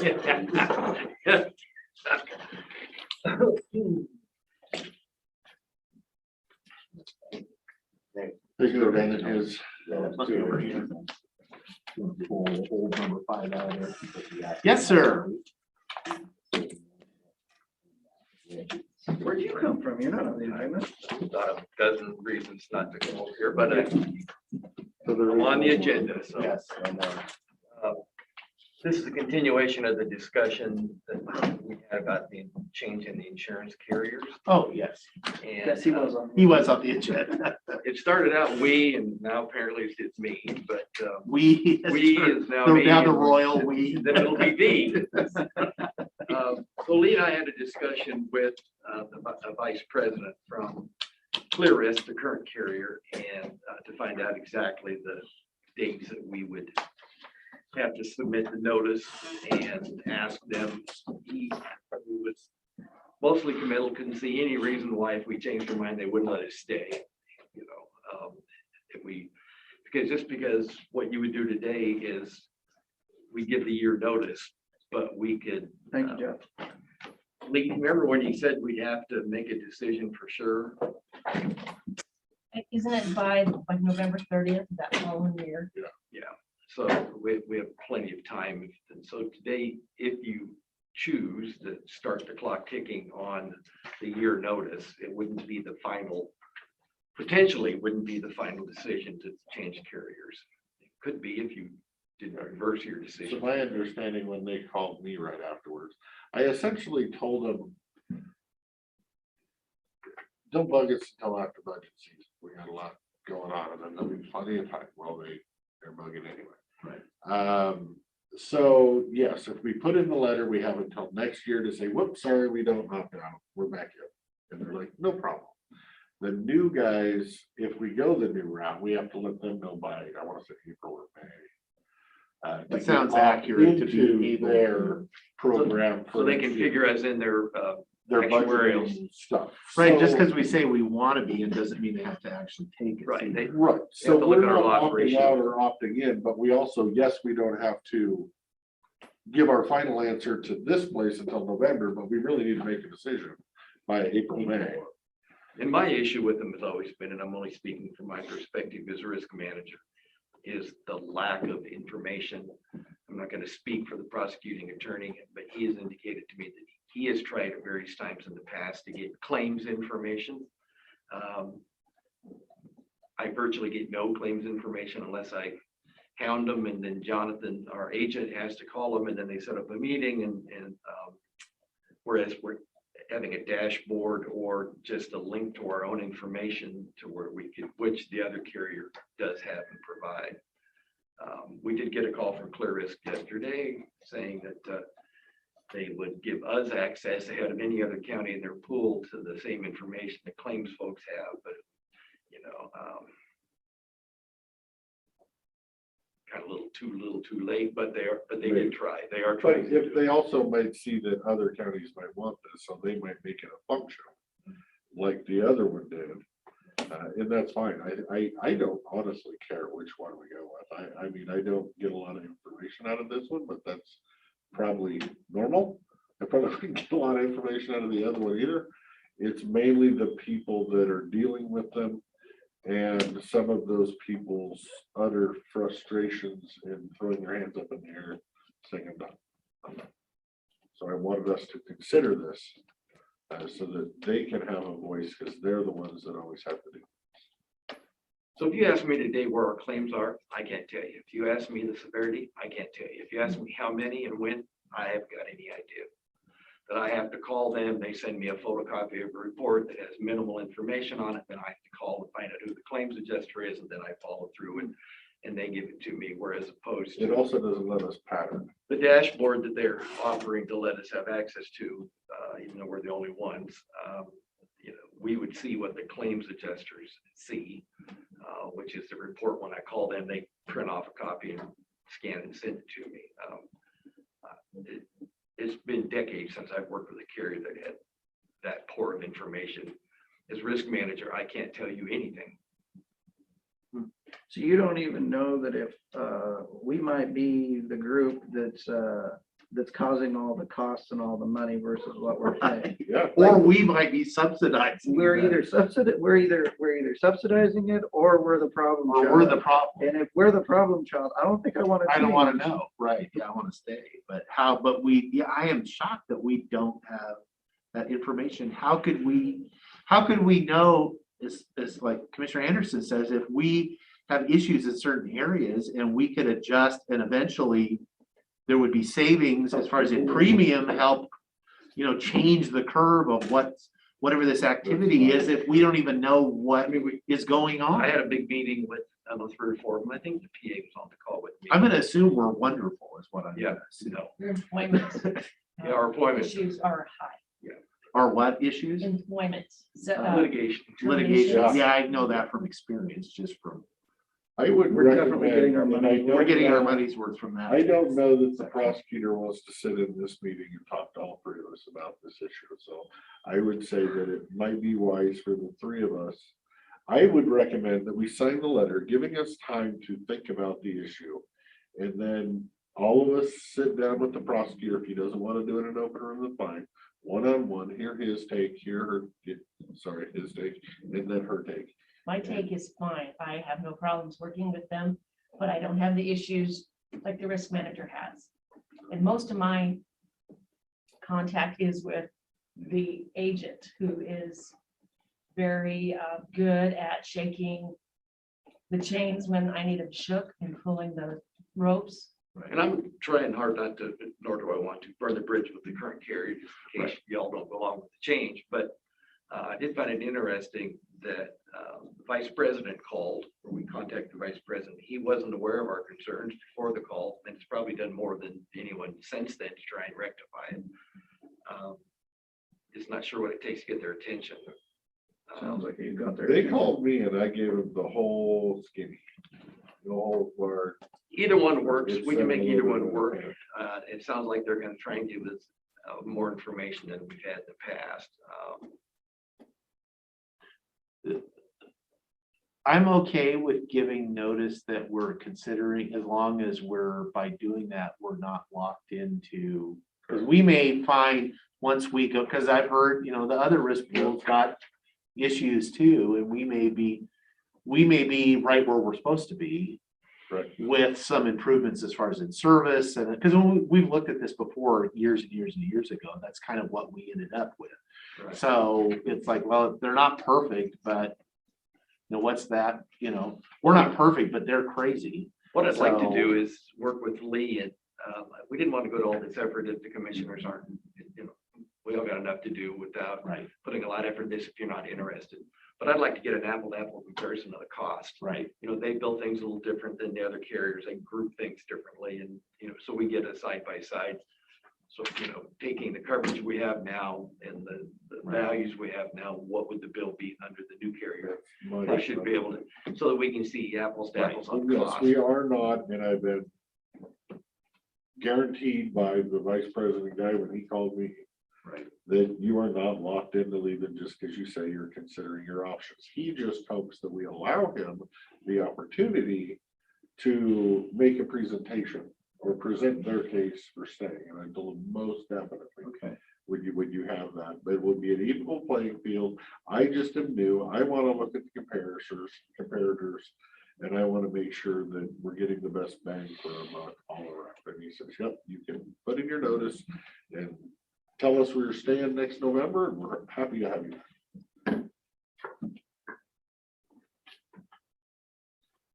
Commissioner Anderson, you're okay with that? Yeah, I mean, I don't like, because as soon as we say we're thinking about being out, then that might change their tune and what they are willing to give us. I mean, it's just the political game of the best timing to do it. It would be nice, I mean, to make a decision with all the available information to find out. I mean, I can't believe that, you know, they aren't coming around looking at all of our policies, procedures, where we're costing them money, and then coming in and saying, hey, we're gonna give you training on this. Apparently you need it. Well, that's the other thing. Some of the things like the jail wanted to do training and they wanted to get in on some of Clark County's training that has a 3D whatever, but they couldn't because that's in the other insurance carrier. The clear Our risk, insurance carrier doesn't have that training. the clear risk folks are good. The adjusters are good. They're nice people. They're friendly people. Yes. A year ago, I met with them and outlined what I needed as risk manager in terms of information. Yet no problem, you'll get it. I didn't get a call for a year, let alone a document for a year. So Jonathan, our agent, stellar to work with. Yeah. He's worked harder than they have. The vice president, nice guy. You know, these are all new to him. He's trying to resolve them. So this may push some of that faster to, you know, by you guys signing this. But I want to see an apples to apples comparison. I want time to look at it and have workshops and have presentations by both and see what this one does have the online tool for you to see where you're tracking. And the other one doesn't. Well, then the other one, you're gonna make me one. And they did call after the first meeting and say, hey, when do you want to meet and how often you want to meet? You want the PA there? And I just put that on hold until we, you know. We're gonna get our bill sometime in December. Yeah. We'll open around the It's always first. a happy day. And then I can send all that information, which I did provide to the other gentleman. I thought maybe he would have given us more of a closer idea of what the bill would be. But when it came in that second time with the presentation, he did not. But that might be a way to do a apples to apples comparison. And that's what I figured. After the budget, you're gonna have December, January, February, March, April to work through. this. Okay. I'm okay with, as long as I'm not locked in, because again, I have no information that we're getting a smoking deal where we're at now. Review that letter, because he gave us the language and it definitely says you're not locked into leaving. Okay. Blah, blah, blah, stuff's provided prior, blah, blah, blah, per the provisions. This notice of possible withdrawal, so I like that. Okay, I'm okay with that. Understand this letter does not bind us to withdraw from membership, but gives us the option should we choose. Okay, that makes me comfortable. I'm okay with it. Okay. I guess if you get 2 signatures on it, you're good. I'm not signing. I'm not signing. We'll let the one that hates affordable housing sign. And I hope that they calm you down on the phone calls until after. Oh, yeah. budget and we have He's a time. nice gentleman. He's trying to. He's trying to facilitate, and I know that. I appreciate Just that. Let them know they got plenty of time in the world. Let us get through all the hectics of budget. All right. Okay, thank you. Thank you. Let's move us along. There's always another. There's, yeah. Consent agenda, are we okay? Mr. Chairman, I would make a motion with, to approve the consent agenda with the 5 items, noting that the Public Works resolution item has changed for one piece of equipment, as well as the changes to item 5, with that being the October 15th date for all 3 burn districts.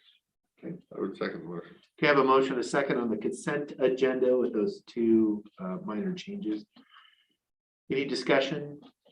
Hearing none, all those in favor say aye.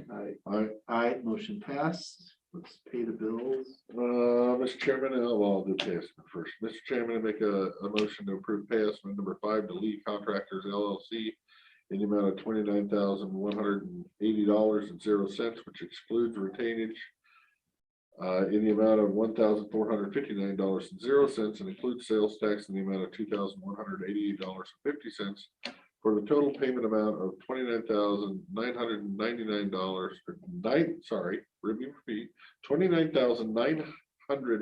$29,909.50 for the Klickitat County Courthouse Entrance Project C06821. Second. You have a motion and a second. This is pay estimate number 5 to Lee Contractors. I wasn't the only bubble. All those in favor say aye. Aye. Aye. Aye, motion passes. Mr. Chairman, I make a motion that we accept change order to Avidex in the amount of $24,253.00, including sales tax for the installation of the VTC solution for the first floor large conference room. Second the motion. Okay, I have a motion and a second approving the change order with Avidex for the video conferencing equipment on the first floor conference room in the building. All those in favor say aye. Aye. Aye, motion passes. Mr. Chairman, I make a motion we pay the accounts payable warrants in the amount of $223,338.80 and the payroll benefit warrants in the amount of $1,080,401.92 for the date ending September 27th, 2021. Second. Okay, I have a motion and a second to pay the bills. Any discussion on those? Hearing none, all those in favor say aye. Aye. Aye. Aye, motion passes.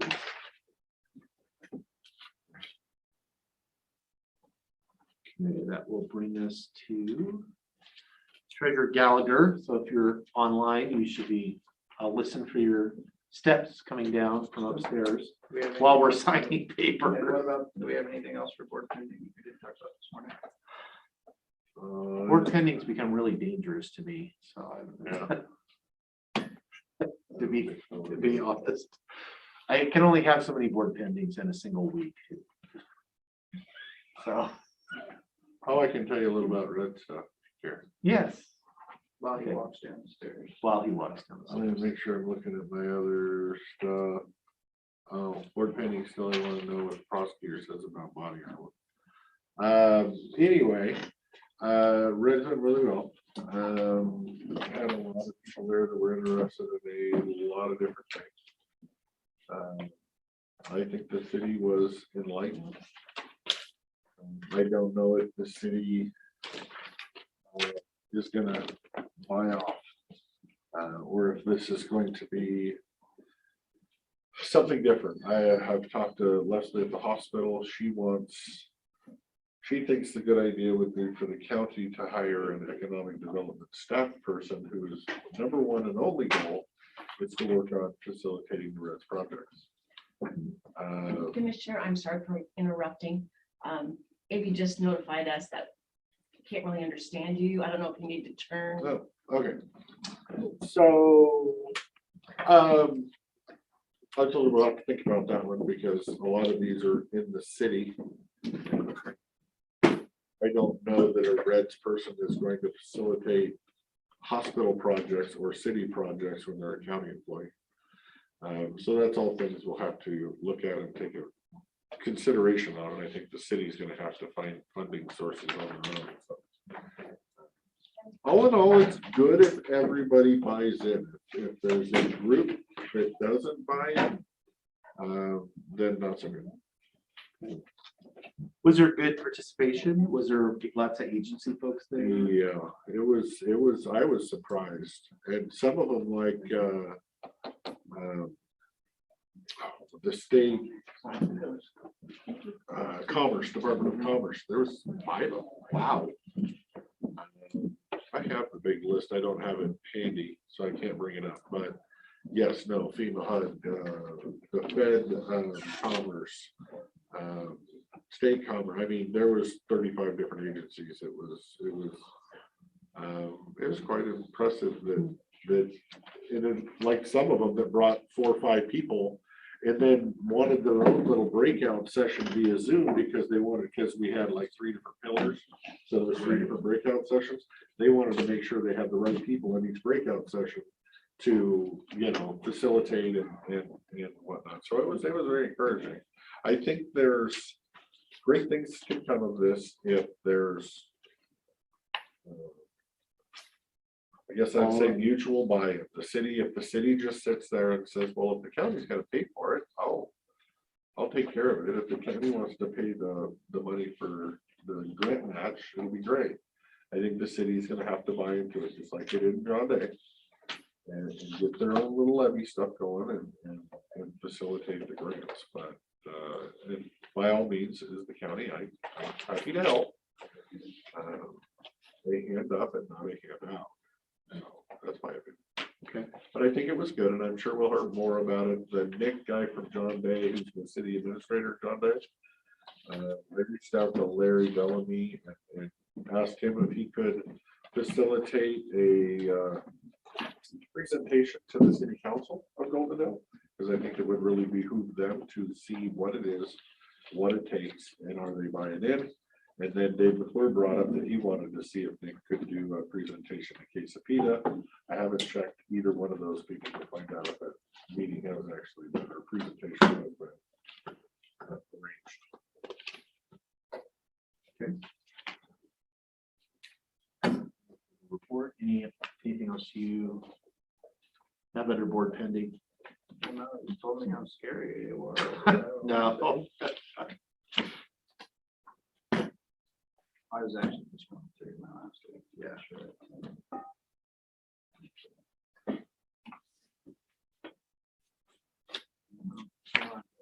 Okay. I think I'm good for now. Mr. Treasurer, Madam Auditor, Finance Manager, or the triumvirate, as I like to refer to the three of them.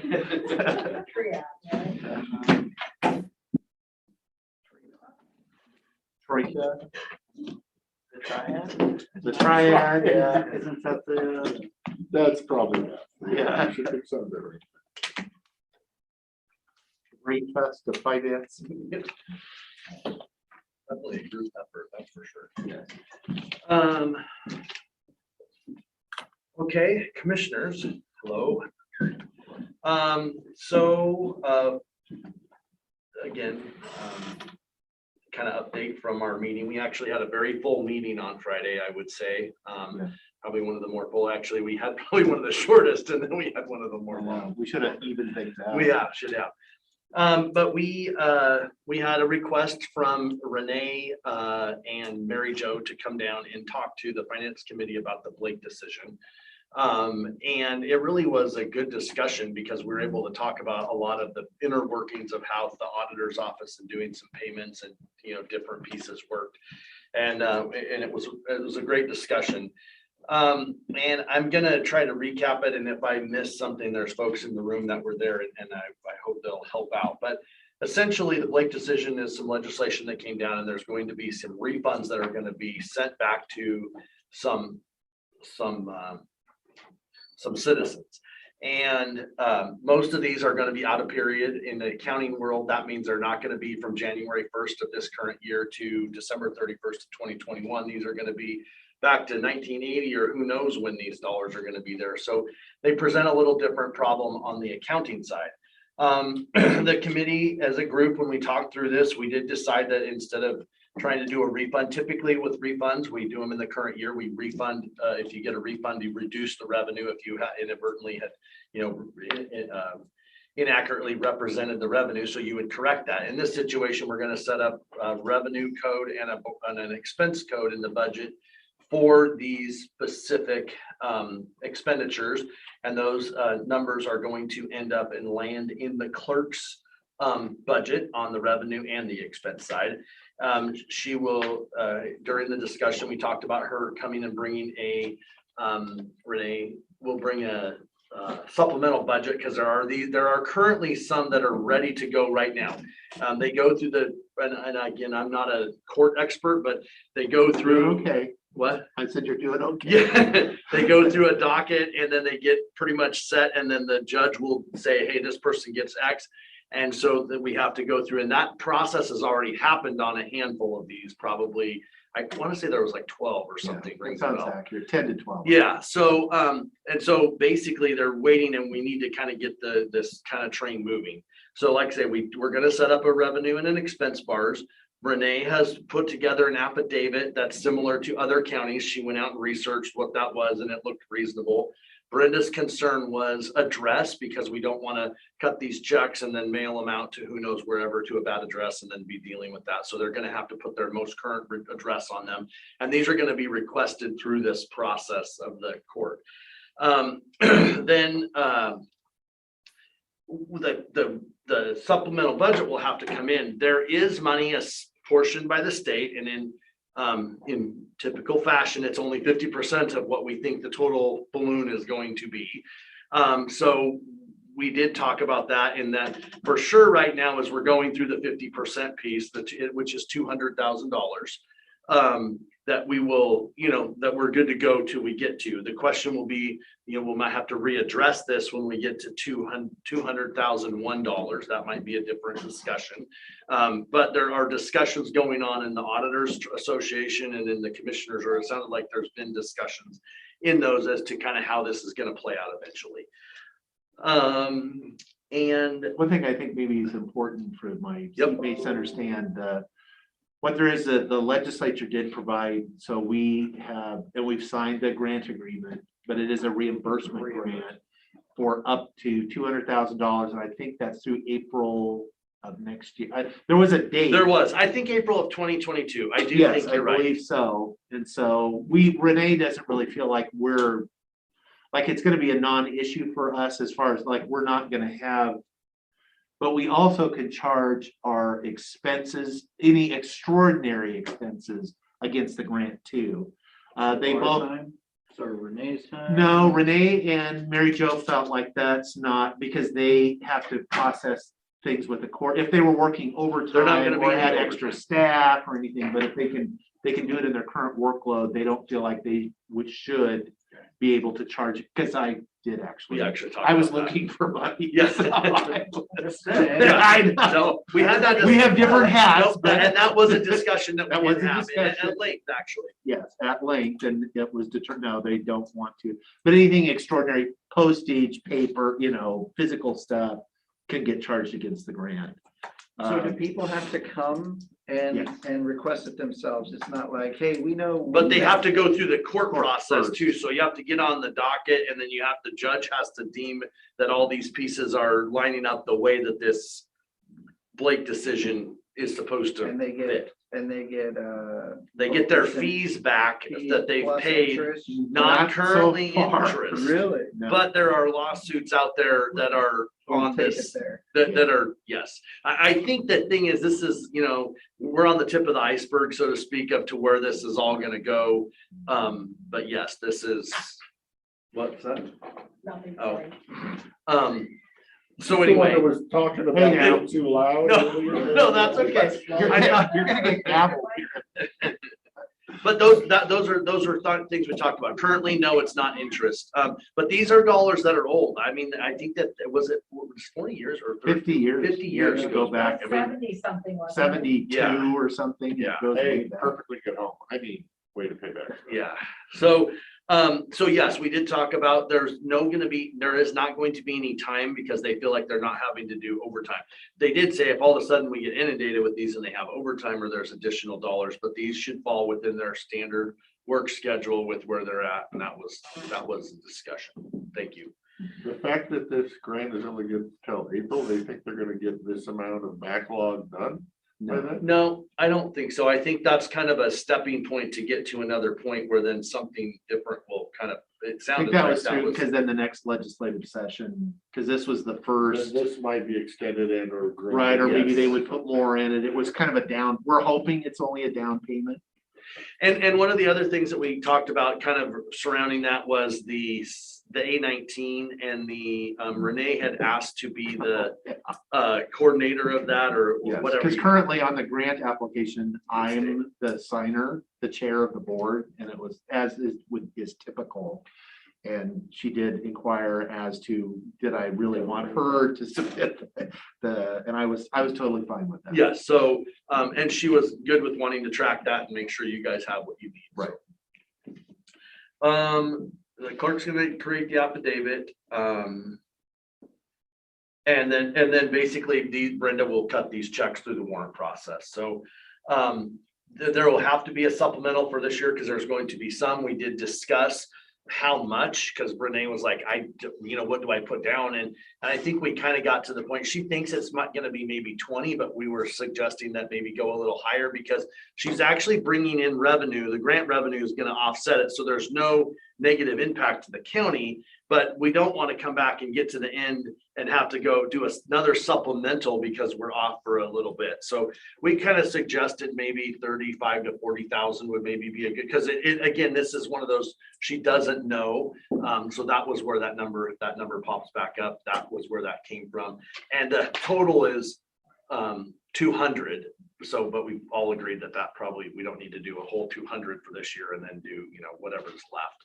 So anyway, and it was a good discussion. It was nice because Brenda was there to be able to explain the auditor side of it, and we could talk about the cash side and so on and so forth in it. And some of these monies have been remitted to the state because a lot of fines and things go to the state. So this is going to be a very interesting kind of happening, I guess. That's how this works. So I think we've got a good process set up to track it, and we'll go on the ride. And just so, and I think I reported last week that PA did join. We are one of the 12 counties that we've joined in the lawsuit for, because the state at this point is saying they feel like counties are on the hook for half of even though, these were done in the courts, acting on behalf of the state, and much of the dollars got remitted to the state. And that we feel like they're 100% on the hook for if that activity was now been deemed to have been unconstitutional and you couldn't do it, why would we be, it's not our fault. We were acting as your agent. Why would we pay for that? You need to pay Did for we it. get 50% of the fees they paid? Or did we collect the fees and then send them all to the state? It would depend on what kind of an infraction it is and how the dollars would flow, but then we would have to track each one of these back to see how the allocation process is. I mean, I'm just trying to figure out where they came up with the 50% number, because I can't imagine we ever got 50% of it. No, and we would say in some of it, we may have inadvertently where it went to the state and then they're claiming they used it to fund programs that they said, oh, here's some money for something completely unrelated. We're like, that's like saying we remit all kinds of property tax and all kinds of things to the state that then we get it doesn't work like that. We have no control over this. They're on the hook, and there is precedent. We think we have a really strong case because there is precedent there was some other big thing where the courts vacated something and the state set up a process and they paid 100% of it. And so it's like, this is the same circumstance. And so I know it could potentially be a big number, and that's why they're hoping to share the burden, but it's like. They make the money and they share the liability. They share, yeah, right, so. Any more on that, Brenda? Did we cover? The next one is credit cards. I brought to the committee, we are having some challenges with some of the smaller fire districts with them trying to get access to having credit cards. We are their bank, so they bring their money to me to deposit. They do not have a bank account. They don't have, the auditor pays their warrants for them, so on and so forth. And so we have been seeking out and found a vendor, kind of looking and came across this one. North Cascades Bank has a platform where we would be able to administer a credit card program to the districts, and that's on my role as being the ex officio treasurer of these districts and being their banker. And so what we would be doing is we would be able to set their credit limits. They would then, just like the county, but we would not do any county credit cards. This would be a platform specifically for the small districts like Fire District 6, Fire District 5. Some of these folks, they're continually having to do things online with credit cards or different things. Currently, right now, a lot of them are doing it on their own personal card, and then they're getting reimbursed. And some of these folks are volunteers. And so we've recognized that there's a challenge here in this whole thing of how it works. Not some, all of them are volunteers. Well, no, right. Paid a little bit. But some of them are like, I mean, we actually do have fire districts that are fully, we are getting a few more that are getting small stipends. Yeah, but have you tried to buy anything online without a credit card? You can't. You can't. It's impossible. It is, yes, you cannot do it. And that's kind of a check. Right. Yeah. Right. No. Oh, sold out. There's not even a button for that. So we would have to set up some kind of an e-transaction kind of thing in our office. So this seems like a win-win all the way around. So we have been engaging with North Cascade Banks, which is Glacier Bank, which was a regional bank.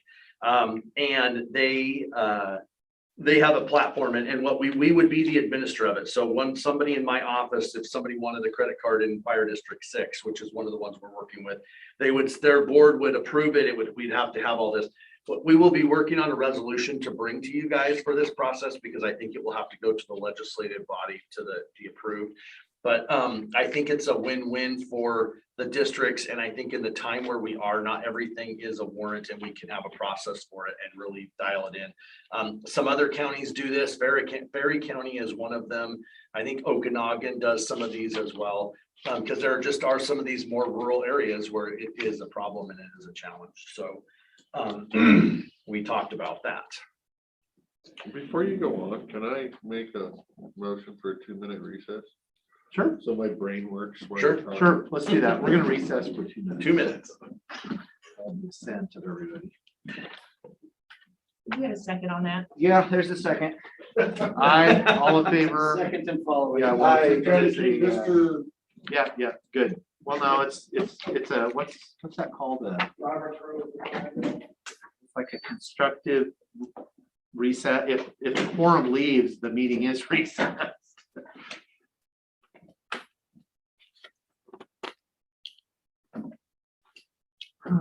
I have to check with the prosecutor on that grant too for the blank monies. Right. I haven't got approval back. Yeah, and whatever we need to do to change so that Renee is the one that's going to do the reports and submit the A19. Does it say or designee on it? That's what I'm wondering. If it says or designee, then we could just designate hers. Because they must be in there, because we have lots of them, but it's the chairman accepts the grant, but I've never filled out an A19 in my life. So You don't want to. there's all kinds of designees out there that are filling these in. So they're getting grant reimbursements.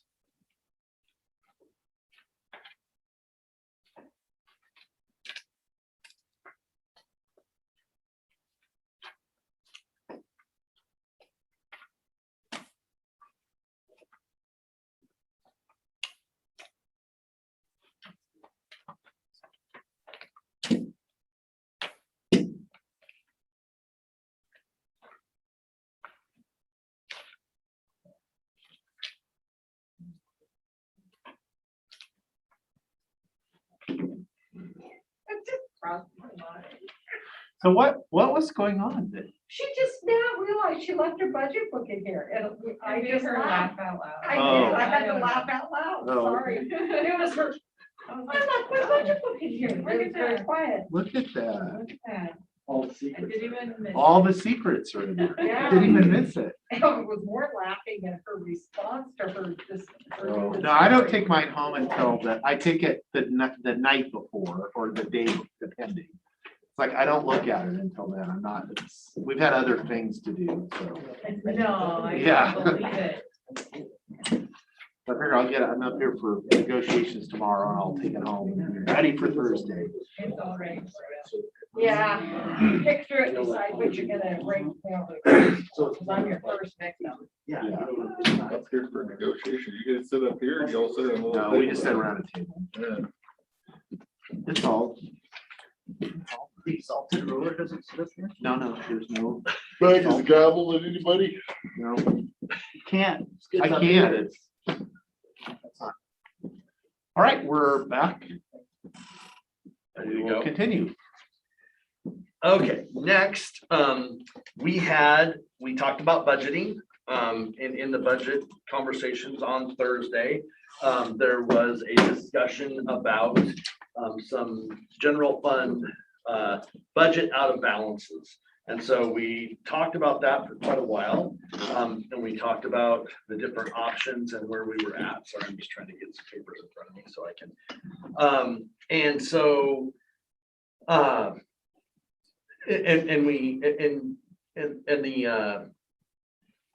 and Jen was in there with us and kind of explained some things and trying to figure out really what the challenge was or what we were trying to accomplish. In trying to deal with the general fund, because from my perspective as the treasurer, when I look at my numbers, I see the general fund with $2.6 million of cash. But in the budgeting side, when you're looking at the budgeting piece, we're not meeting some of the criteria where we are. And so, and it was probably taking me a little while because I'm thinking we're needing to do a journal entry of cash money and moving cash. And I think kind of where we came around to at the very end of the day was that we need to do an entry on the budgeting side of the system so that the budget is, because probably at one point in time, and again, I'm speaking as the group because I think we're all trying to learn this at the same time, that there was an adjustment or a supplemental done into the general fund that did not have a corresponding revenue side to it, which is causing us to be out of whack. And we are covered by that because we actually have some gain in there when we're talking budgets versus actuals on that side. But when you're looking at the system, because we have the dollars that are in there.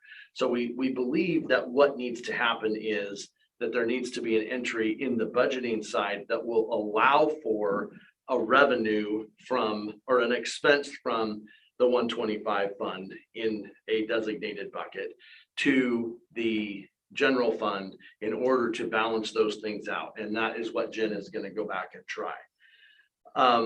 In that discussion, we talked about, the question is, and then the question came about the quote unquote, which I did the air quotes for what bucket that is. There's been some talk about whether it should be lost revenues, whether it should be because we believe that was kind of there as we're going through and learning this. And so in the discussion, I think as the group, our recommendation is that we feel that if there is any dollars that ultimately do need to be pulled from the 125 fund to the general fund, those would need to be tagged as lost revenue dollars. The concern would be that you cannot take, and this is down in my other speech, I should have put it up top, but the concern was in talking to Jen and getting some clarification on the Rescue America money and the other dollars, we cannot use those to replenish reserve funds or rainy day funds. And so I think as a group, we were feeling that we didn't really want to sell ourselves short in our reserve area. And so we felt that they are technically lost. The question is going to be as to whether those, from a cash perspective, are those dollars going to need to move or not? Because if you go through there, there's some like a 1.25 reserve amount, and then there's another 1.5 unreserved designated piece. So we're trying to kind of understand where those pieces are. But as far as paying warrants from the general fund today, there's cash dollars in the general fund to be able to cover a warrant out of the general fund. So the issue, I think, once we understood it, is when you do the budget, we have to build the budget as if every single expenditure, we're gonna spend it. Even though, and so we have to, from a budget perspective, we have to park budget capacity to cover every single expenditure, even though we routinely, we budget in reality on, that 5%, or we were actually even sometimes 8%, even 10% underspent in the expenditure side. That's the goal, exactly. And it's the same on the revenue side. We, as a budgeting tool, tend to budget lower than actuals, but from making it come out right, by the time we took the reserve amount and the others for that, it's like, from a budget perspective, we're out of capacity to do that. So that's why we're out of balance, in that if every single thing that we budgeted to spend came out, we would run out of money. We wouldn't, we would be below the reserve that we have to keep in there by resolution. And so it would pull that fund balance down underneath. But the reality is we've never done that, and we're not going to do that. As far as we're so far through the year, we always have a bunch of expenditure that gets left unspent. We roll that into the next. That's why we're okay, and have been okay in the past, adopting budgets that use fund balance, because we don't actually ever end up doing that. Now, we did in the last couple of years, we have used fund balance, and we budgeted to use fund balance, that we knew we were going to pull the fund balance down. So I don't want to sugarcoat that. We did know that. We were not, but the budgeting problem is that we're, on paper, we would run out of cash if we would not have the reserve that we were supposed to keep in there if we actually expended 100% of our expenditures. available dollars. Available dollars, right. And so we are believing that, and I don't know that Jen has done this. Have you looked at doing an entry into the budget system yet for that? So would you just be amount, or you pulling would- reserve back to the general For fund and this, park there, so just in case it happens? Well, I think what we would do is, as we have done in the past, we have done supplementals that have budget authorization that we don't actually end up moving the cash. So that is actually that's a conversation that came out of this. Right, Because came out of that. one of the We things, recognized, oh, right, because there are times where people come and they say, okay, we're going to get money from Lee. And I say Lee just because she manages, but from the board or however, we're going to move money from 125 to whatever fund. And this is where the offset to these expenses are going to come, or we're going to have to go to a lawsuit and we don't know where the money is. We're going to bring that money from here and that's how we're going to do it, or whatever. And let's say that doesn't really come to fruition. We don't move this money on the cash JV side. Once the supplemental budget is done, I don't go upstairs and I've wanted to do this, and there's reasons we do and we don't. We've had discussions about it, but we don't go do all those cash JVs right then on the spot. We wait until the funds need it, and then we bring them over, but we know where they're being designated from. So that's kind of what this situation is, a little bit of, we need to have this area as designated, whether there's an entry made from that or not on the actual, because the system has really two sides. There's the budgeting side that has entries and journal entries and things like that I am not familiar with. Jen kind of understands that a little bit more and is learning more, and I think doing a great job. And then there's the accounting side of the debits and the credits and the things that we're reporting to the state auditor and so on and so forth. So that there are those pieces. So there are supplemental budgets that are approved with transfers, that the transfers don't take place. Right, because it's just the budget. Well, because if they don't need the money, then they don't move it. Or if they get the supplemental because somebody's going to come to work and they need it for salaries, and then that person leaves or some problem, then we don't move the money. So I would not say it's a standard. I mean, we move a lot of them, but I mean, we don't move all of them. They do not go hand in hand. The supplemental budget does not mean the cash moves at the approval of the resolution. I have one little interjection too. Some of those JVs are budgeted items And a lot of the departments that do, they usually send an email and request it, and they give me the numbers. And usually that's because they do need it. Yes. But the other stuff is like you said. And some of those, and they may not need it until September or October or December 25th. And we do them, I mean, which is kind of some of the challenge of all of it, of how we do it. And I mean, as I've learned my role as treasurer, some of that was kind of vague until we got here to the last couple of years, trying to figure out, okay, how can we try to push this crisis of December back to where we're kind of managing as best we can in September or October? Because it was like, okay, where are these coming from? And then we were able to kind of put our finger on the pulse. Nice. So that was the discussion. I know that was the discussion that the board had, and those were some of the conversations that we had and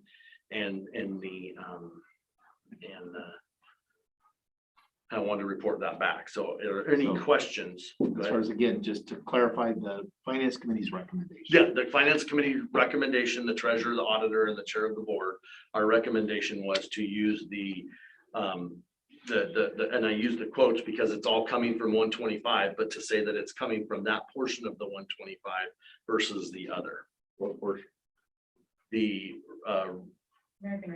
American, yeah, whatever it is, Lost revenue. what's lost revenue, thank you, the lost revenue. How much of that American Rescue, what is the number of that lost revenue? 2.12.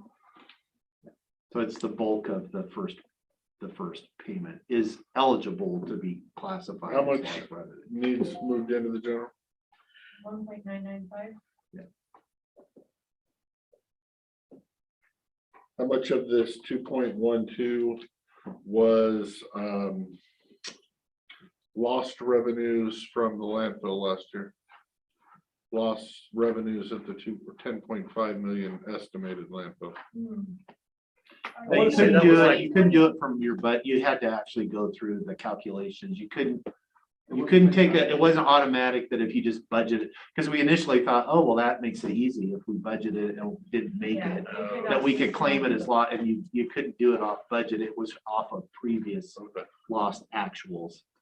They did have a little. Treasury had guidance that going back to 2016 or 17, I forget now, because I've moved on. And finding your standard growth rate, then using your numbers for 2019 and 2020 to determine what your lost revenue was with that growth rate. If it was greater than 4.1%, which was the federal growth rate, you got to use whichever was greater, 4.1 or your actual growth rate. And I think ours was 5. So I'm assuming this number of 1.995 or whatever you said is going to essentially balance what should have been balanced last year in the general and carry forward and balance this year. Or are we only talking fixing them little? We're not going back and making any changes to 2020. We would be That was only, why that we have a shortfall. but you don't, in an accounting, I don't believe that we would go back and touch that. I didn't know if you had to fix that for audit purposes later too. No, We because didn't I actually think, have an issue. because I really think the challenge is in what the beginning balance of 2021's budget is. That's, which rolls forward from that. I'm not saying that it does, that's where it kind of gets to. But I think because with the budget, we don't really go back. And again, I'm not. Those fund balance, and to clarify on that a little bit more, those fund balances. Yes, please have this conversation, because we did. Why don't you come up, because we spent a lot of time. Because we spent a lot of time on this. So let's talk about that. I didn't put that in my notes. So this is a good. Those fund balances are generated from roll-ups. Close and rolls is what Kayenta calls them. And it's the roll process where these fund balances come from. And that takes the assets and liabilities and it rolls up the difference into the fund balance. That is done 3 times a year. Okay, so January 10th is the first one of the year to close out 2020. We're trying to close out 2020.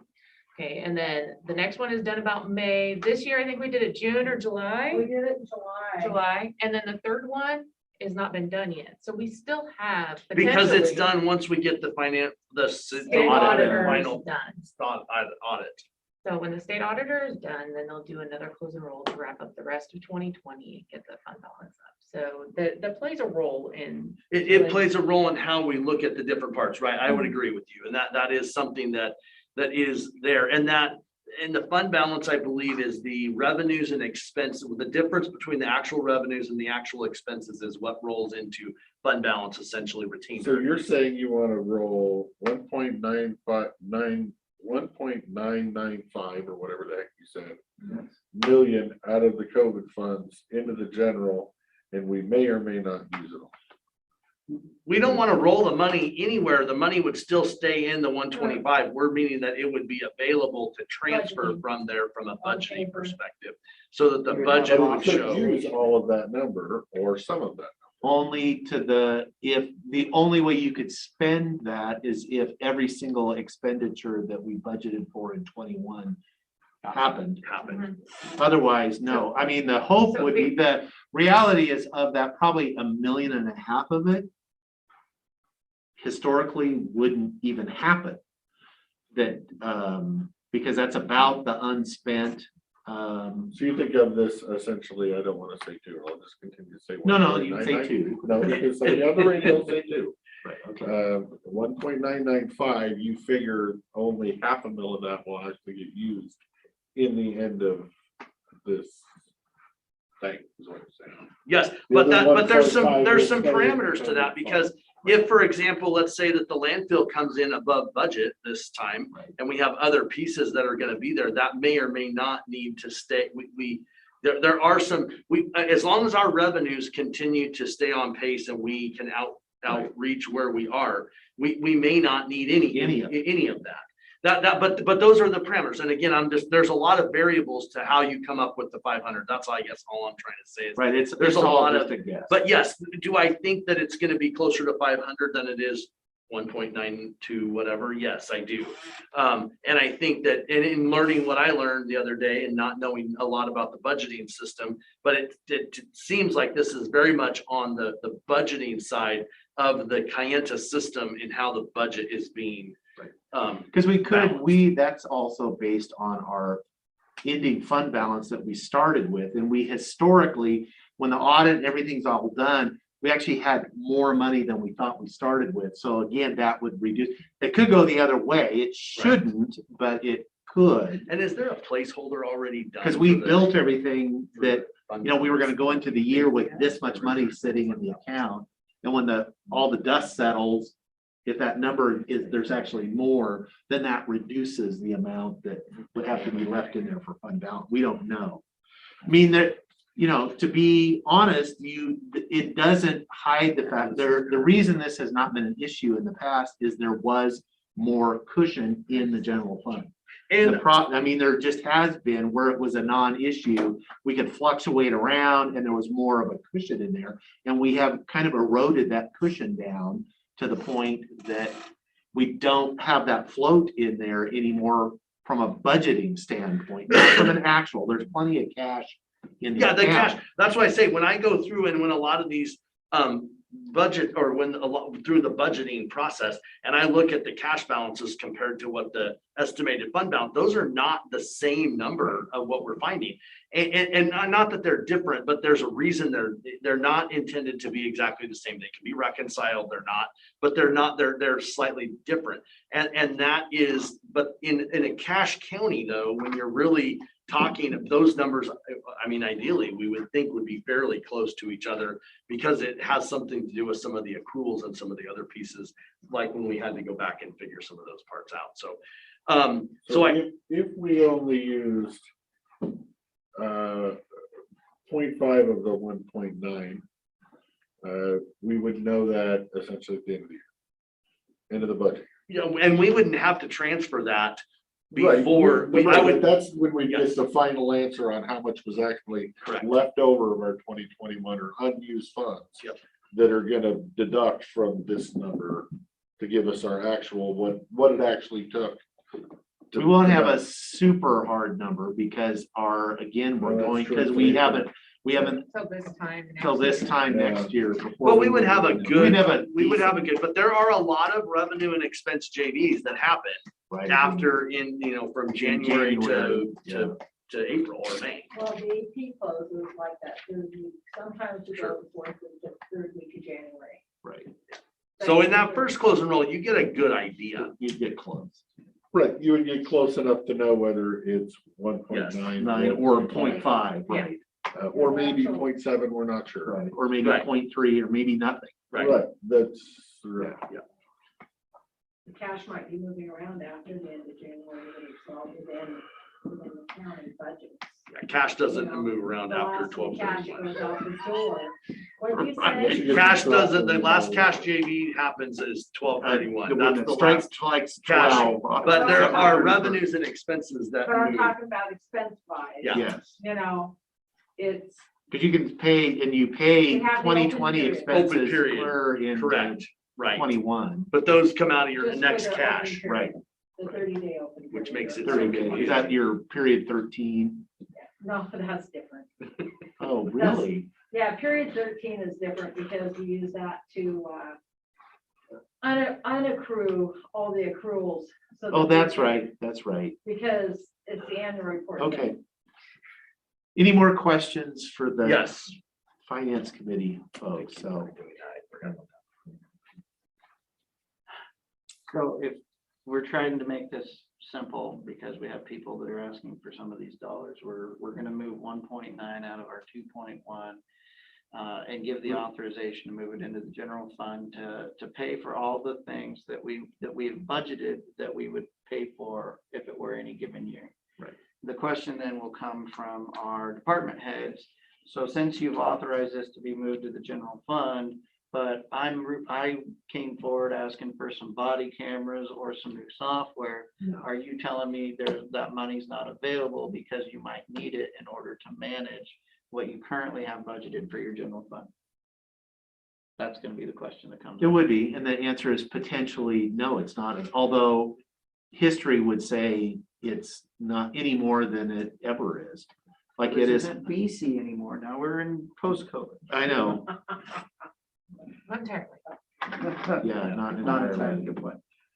I can't imagine a scenario where every single thing we budgeted to spend in 21, we actually spent. And that's the only way you would get to that number.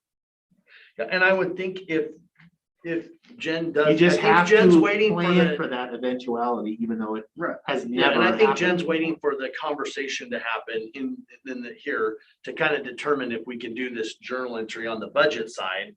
And then I think there's also a little learning to go on with that too, to see and kind of rerun and kind of see where What that we are with that whole process. Because we are learning. And so There's a usually trial what by we error. do in a situation like this is we would just authorize the same thing from our reserve funds. And so that if we needed them in order to pay the bills at the end of the year, it was there. It was there. And then if we don't spend it, and we're still doing the same thing. It's just because it's all in the same bucket, but it's as far as the 125, but is it coming from which bucket of one? Which bucket of 125? Designated bars number. The designated bars number, and the part of the reason for the recommendation was the lost revenue number is is flexible, it's really undifferentiated almost from regular. But if you use reserves, you can't backfill the reserves with that lost revenue money. Correct. It would have to actually be spent. That was kind of really the kicker. That doesn't mean it won't be, but we wouldn't be able to do that. This way, we have the most flexibility, we felt like. Understanding that we've kind of made some commitments on things that we're gonna spend. And I would hope, I mean, as the treasurer, I would hope that we really use very little of the dollars. I mean, I am hopeful that that's, would be that this is gonna work and things are gonna balance when we get to the end and we're not gonna have to use it. I mean, that would be the thing, but. Well, yeah, if we used it all, there's no Kayenta 2.0. Well, Yeah. Yeah. Well, that's why I was asking, when would we know? Yeah. Which is a good question. That's a good question. It's a great question. Yeah. Okay. Of course. Okay, I'm willing Do the to, I one. obviously will take, I already had all my fighting and gnashing of teeth in the finance committee. Yeah. So I accept the recommendation. That was the consensus recommendation. Obvious from the very get-go. Yeah. But you have 2 yeses and a no, so. So there you go. Do good work. Thank you. What you do. Thank you. So what would you do then? The other bucket option. And that's been my point the whole time. You would pull it out of the reserve? Yeah. That's what he's been clear on that. That's, Oh. I think he asked good questions and that was a discussion at the finance committee, which was the best. If I was worried about us being able to spend or claim the 2.12, and get it all spent or get it all claimed, then that would be a different story, but I don't have that worry, so. I'm sure Duly noted. I'm sure we can spend that, that's for sure. Yeah. Okay, let's see. There's more. Oh, yeah, there's more. As I said, we had a good meeting. And see, it's already presented in here, these are the discussions. I can't believe there's still 22 people online listening. I know. This is usually the part where everybody starts. Brenda did report that the state audit we're working on to continue to finalize that. So we had a call with them yesterday and that was after the meeting that we talked about, but that there's still work going on that. And the next meeting is 10/8 at 9 a.m. So that was the finance committee portion. I do have a couple of updates from my office that I wanted to make sure I put in here because I've had some questions and I want to make sure that I update the board on all of them. We are involved in finished some of these audit things, so it is taking some of the time that I think we were expecting to be done with this. So we've had some additional calls with the state auditor with Brenda on that. So that is taking up some of the treasurer's office time. We are working on a surplus auction. That is something that we did talk to Lee about. We haven't gotten back to her, but we will follow up on that. We currently have 6 properties in foreclosure and we're planning a sale for February 14th on bid for assets online. And we are working through, I think I presented earlier that we had some challenges with Umpqua Bank and some additional dollars. So we're working on that, trying to really get that whole thing working, which was something that we. February 14th. February 14th, Valentine's Day.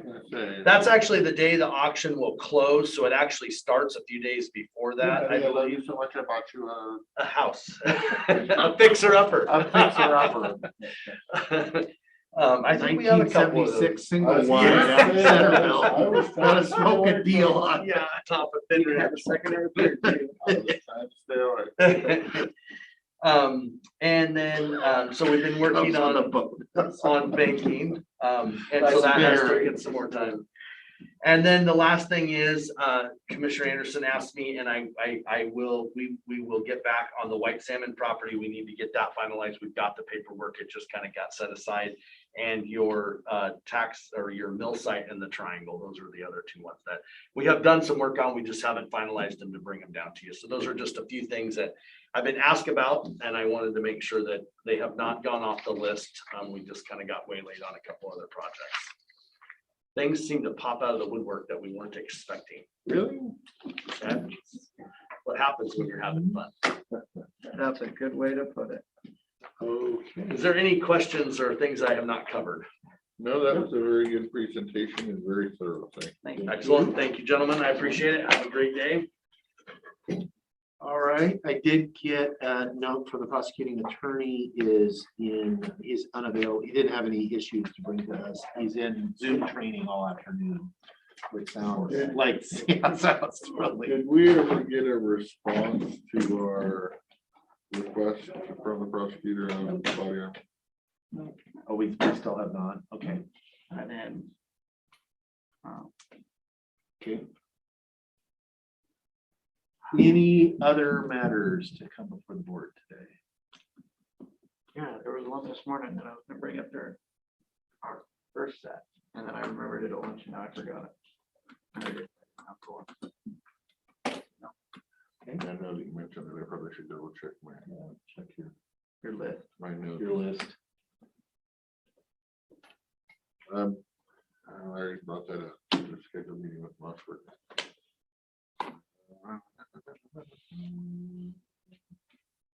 No.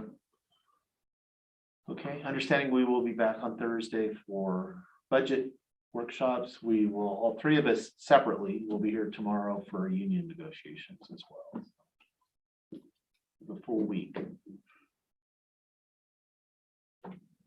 Okay. I'll if make a there's- motion to Thank adjourn. you. So moved. Okay, I have a motion and a second to adjourn the regular meeting until 9 a.m. Thursday morning for scheduled budget workshops. Any discussion? There being none, all those in favor say aye. Aye. Aye, motion passed. We are adjourned. Thank you all, folks. See you Thursday, or at least some of you.